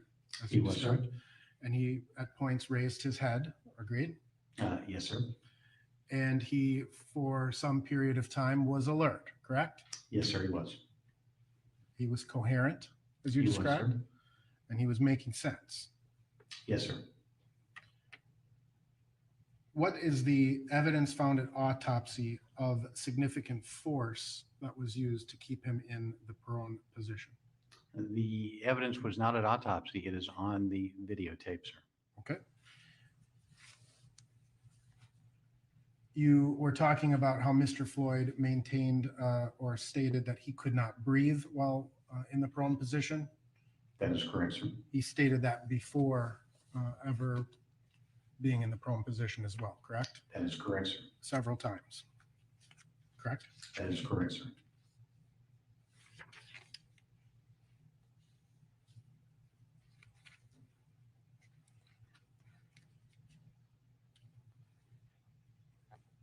At that point, when he stated that he can't breathe and he's in the back seat of the car, there was no one on his back, right? That is correct, sir. And do you know whether at that point there's any evidence to suggest that there was a respiratory depressant such as fentanyl on board in his system? No, sir. Have you been advised, I mean, I know you prepared a report, have you been advised that partially ingested pills were located in the back seat of Squad 320 and they contained Mr. Floyd's DNA? Yes, sir, it was. And you were advised that those pills were methamphetamine and fentanyl combination? That is correct, sir.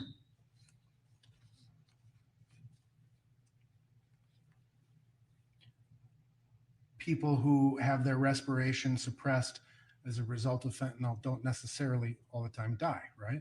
That is correct, sir. We hopefully they don't die.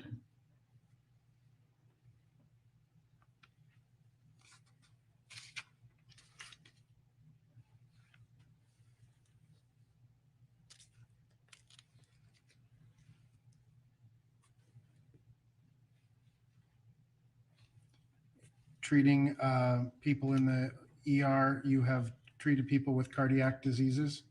Yes, sir, I have.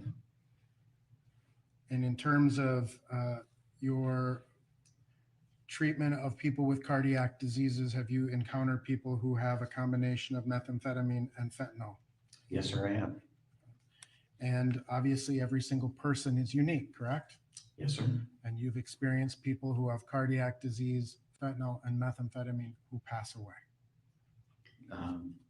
Yes, sir.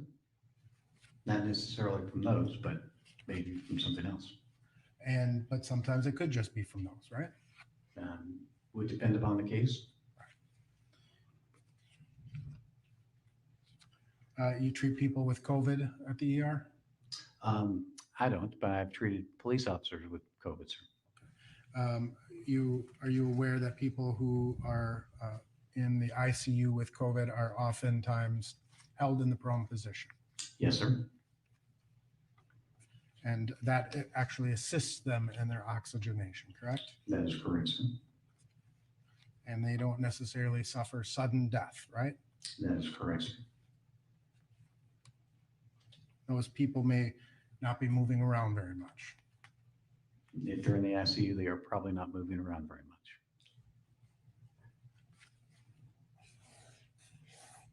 Methamphetamine certainly has an effect on the heart, right? Cancer. I mean, you're aware that methamphetamine can be prescribed, correct? Amphetamine can be prescribed. Amphetamine can be prescribed. One of the side effects of the prescription amphetamine is sudden heart arrhythmias, right? Depending upon the level, that is certainly it's a rare side effect, but it's certainly possible, sir. You talked about the pressure that somebody may, the lack of bruising, right, is explained by kind of the surface area of the pressure that's applied, right? That is one of the variables, sir. That's correct. And a knee has a relatively small surface area compared to, say, the entirety of the arm, right? That you described? No, actually, if you think about the size of a knee on a neck, that's comparable, sir. Okay. And you would agree that in this particular case, when you've met with prosecutors several times, right? Yes, I have, sir. And you would agree that generally speaking, Mr. Chauvin did not block both carotid arteries, right? That is correct, sir. And he may not have even blocked one of the carotid arteries, right? That's hard to know. Okay.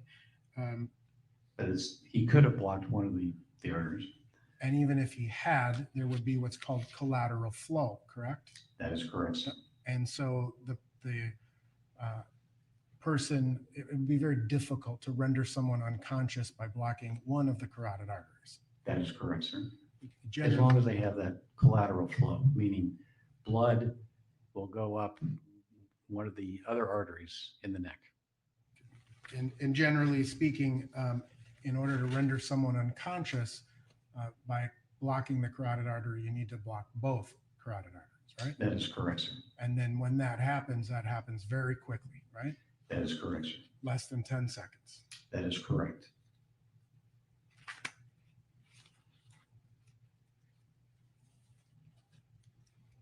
You've reviewed the videos many times. I have, sir. Spent a lot of time kind of studying and analyzing the videos. Yes, sir. How many hours would you estimate that you had spent analyzing the videos? 10. And you were able to see this incident from multiple different camera perspectives, right? That is correct, sir.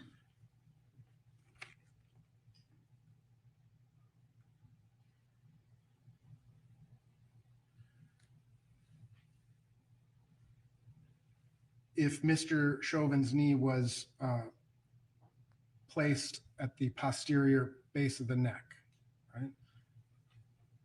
That wouldn't have much effect on his diaphragm, would it? No, sir. You work with police officers quite regularly, Every day, sir. And I'm assuming you said you've gone to SWAT tactical kind of places, right? or to arrests, right? Yes, sir. And I assume that you have observed police officers use a prone handcuffing technique. Yes, sir. And I assume that you've observed police officers use a prone control technique. Objection, Your Honor. Beyond the scope of the witness's expertise, this is also expertise in police conduct. I think it's within his scope of expertise, but it is beyond the scope of direct, so if you could ask non-leading questions. It's a part of your expertise and training with police officers. You train them in terms of how to properly train people in terms of positional asphyxia Yes, sir, I do. and how to avoid positional asphyxia from occurring. Yes, it's really not how to cause positional, but how does a police officer avoid causing positional asphyxia? And so based on your experience in training police officers and your experience accompanying police officers to various arrest locations, you have observed police officers use a prone handcuffing technique. Yes, I have for short periods of time, sir. And you've observed them place their knee in the posterior or the base of the neck, right? Yes, again, for short periods of time, sir. And it obviously depends on every circumstance and situation, right? I don't understand your question, sir. I'll withdraw it. Was there bruising on Mr. Floyd's back that you were aware of? No, sir, there was not. Bruising in his neck, No, sir. either above the skin or below the skin? No, sir, there was not. There's unquestionable evidence that Mr. Floyd had cardiovascular disease, correct? That is correct, sir. You'd agree that the pathologist who performed the autopsy found a 90% blockage of the right coronary artery? Yes, sir. In your experience as an emergency room physician, you could refer someone to have a procedure to open that up, right? If they are exhibiting signs of a heart attack or cardiac ischemia, meaning they're not getting oxygen to that part of the heart. And that's called a stent. That is correct, sir. The purpose of that is to actually increase or improve the blood flow through the arteries, right? That is correct, sir. Because when you have a blocked vessel, that can lead to a heart attack, right? If it is blocked, that is correct, sir. Completely blocked. Lead to a cardiac event, right? If it's completely blocked, that is correct, sir. And when it's not completely blocked, it forces the heart to work harder. Yes, sir. Oftentimes people go through substantial risks of heart surgery to have that fixed, right? To have A partial blockage fixed. that is correct, sir. You've reviewed all of his previous medical records that were made available to you, Mr. Floyd's, that is, Yes, sir, I have. and high blood pressure from these hospital admissions was noted, correct? That is correct, sir. There's no dispute that methamphetamine was in his system at the time of this incident? The numbers at, yes, he had a very low level, sir. Methamphetamine increases the heart rate. It can, sir. So again, it increases the demand on the heart, right? Absolutely can, sir. If you had, well, I'll strike that.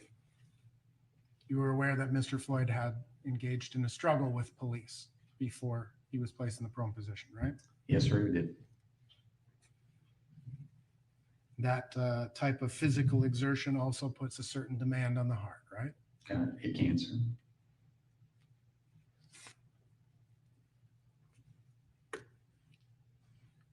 When you observe that struggle, you could observe his vein pulsing.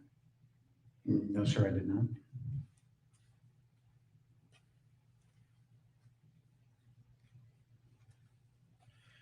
That kind of physical exertion of struggling with a couple of police officers. Would you say that that's similar to something like what's called a stress test, sort of putting the heart through that physical exertion? No, sir, that would not be comparable to a stress test. What is a stress test? The stress test is when you're put on a treadmill and you're hooked up to monitors, and then you go faster and faster, and then the level of the treadmill can go up and up and up and up. So similarly, when you're struggling with police officers, your heart rate's going to go up and up and up and up, right? Your heart rate, but again, that is not a stress test, sir. Understood.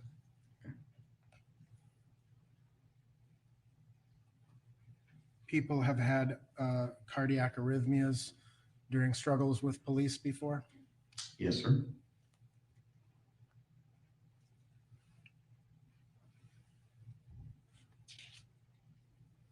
What's the physiological mechanism of a person suffering a brain injury from hypoxia?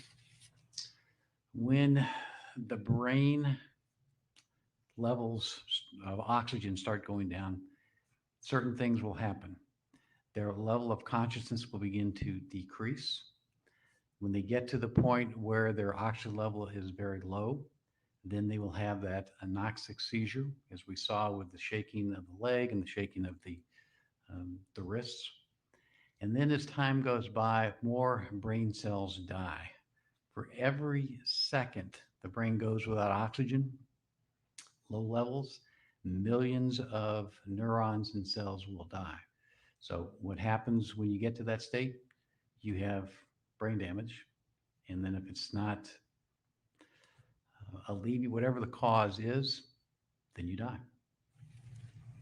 So again, brain damage can occur from low oxygen. That is correct, sir.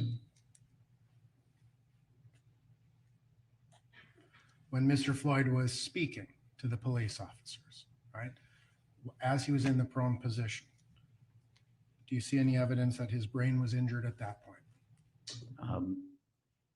Which part? Because he speaks in full sentences or full voice early, but later on his speech is weaker and weaker until there's no speech. So which window are we talking about? At any point when he's speaking with police officers, would there be brain damage at that point? Not while he's speaking, sir. Can people suffer brain injuries while they're conscious? Depending upon the mechanism, stroke would be an example. Hitting the head would be another example.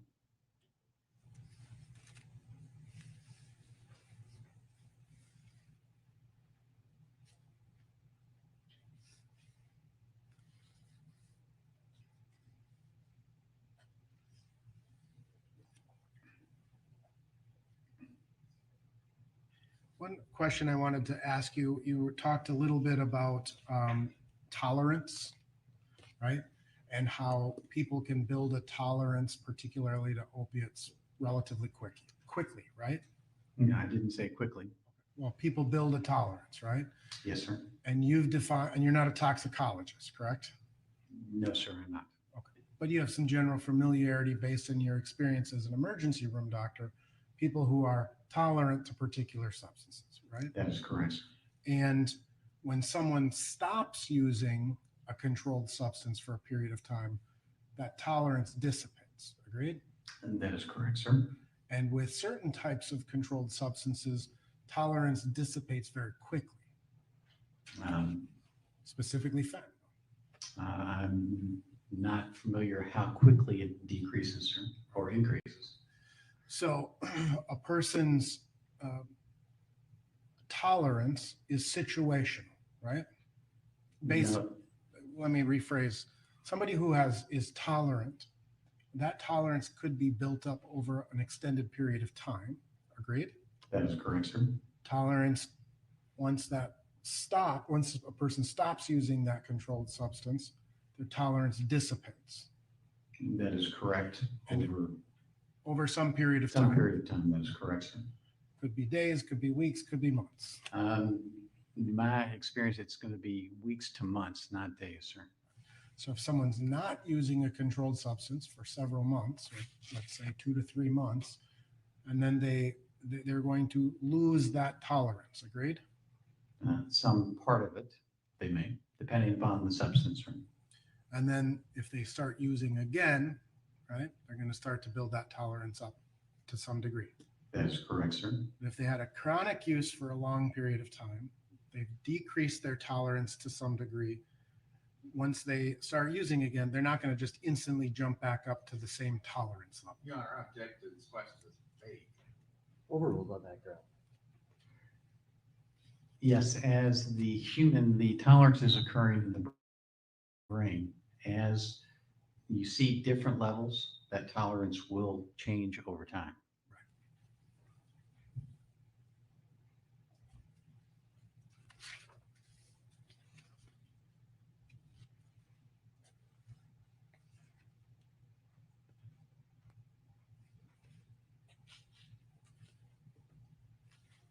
Did you see any evidence in terms of his autopsy or medical records that he had any history of lung disease, Mr. Floyd, that is?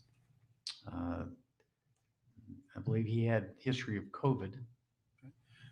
Other than COVID, any other, essentially he would have had healthy lungs by all. Yeah, I don't recall specifically any lung disease. But there was evidence of heart disease, right? That is correct, sir. When someone is experiencing, again, based in your experience, experiencing an arrhythmia, they would also experience that sensation of a shortness of breath. It depends on the nature of the arrhythmia. When someone is experiencing a heart attack, right, because their vessels are blocked and the stress on their heart is increased, would they describe that shortness of breath? Your Honor, objection, relevance to George Floyd. Overruled. Patients can complain of shortness of breath while they're having a heart attack. That is correct, sir.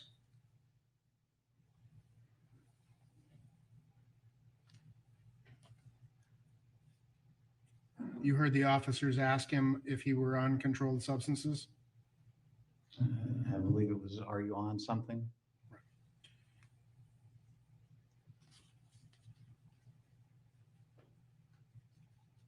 Is a person at a greater risk for cardiorespiratory effects if they're under the influence of methamphetamine? It would depend upon the level, sir. How about a combination of methamphetamine and fentanyl? Again, it's going to depend upon the level, sir.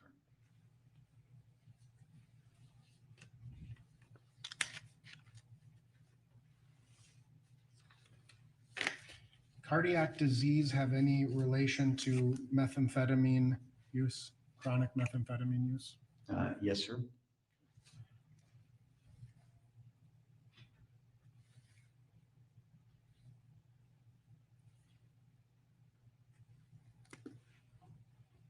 I have no further questions, Your Honor. Mr. Rocco? Thank you, Your Honor.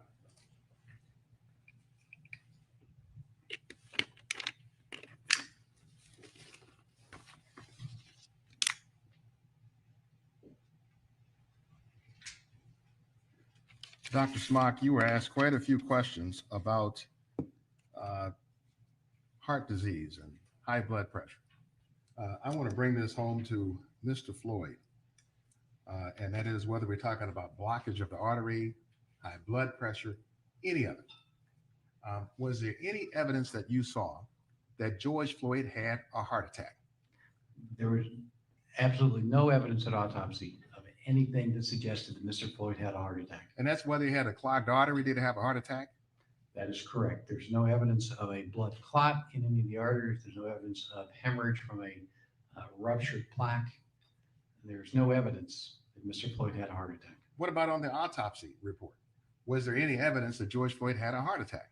No, sir, there was not. You were asked questions about whether there was a lethal or fatal arrhythmia. Remember those? I remember those, sir.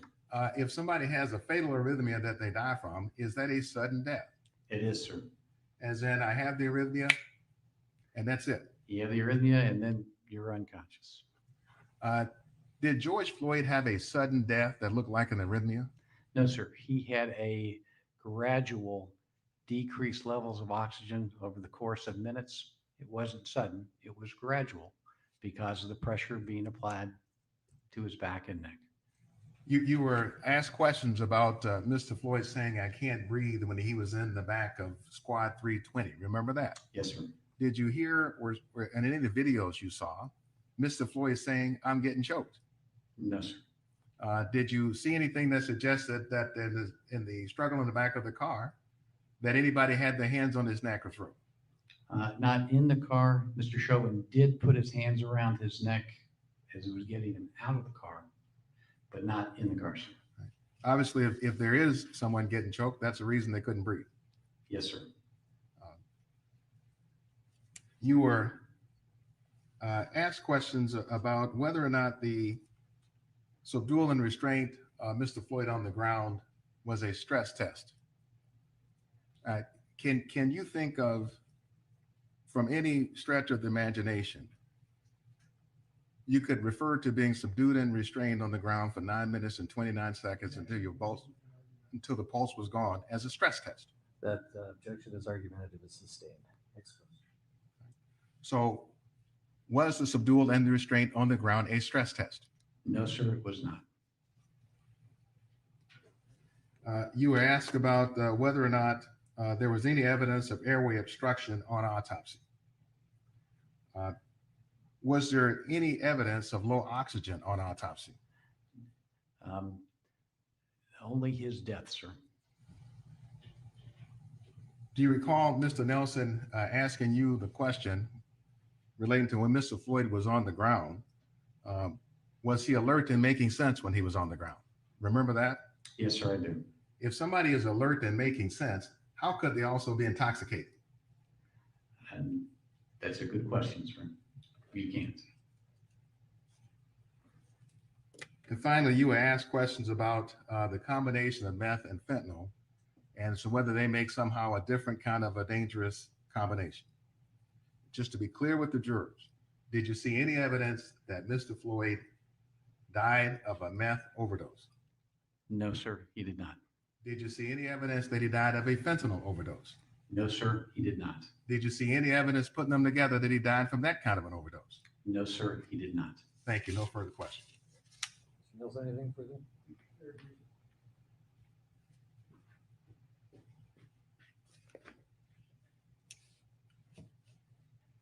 Did you observe any evidence that Mr. Floyd was choked from the front of his neck?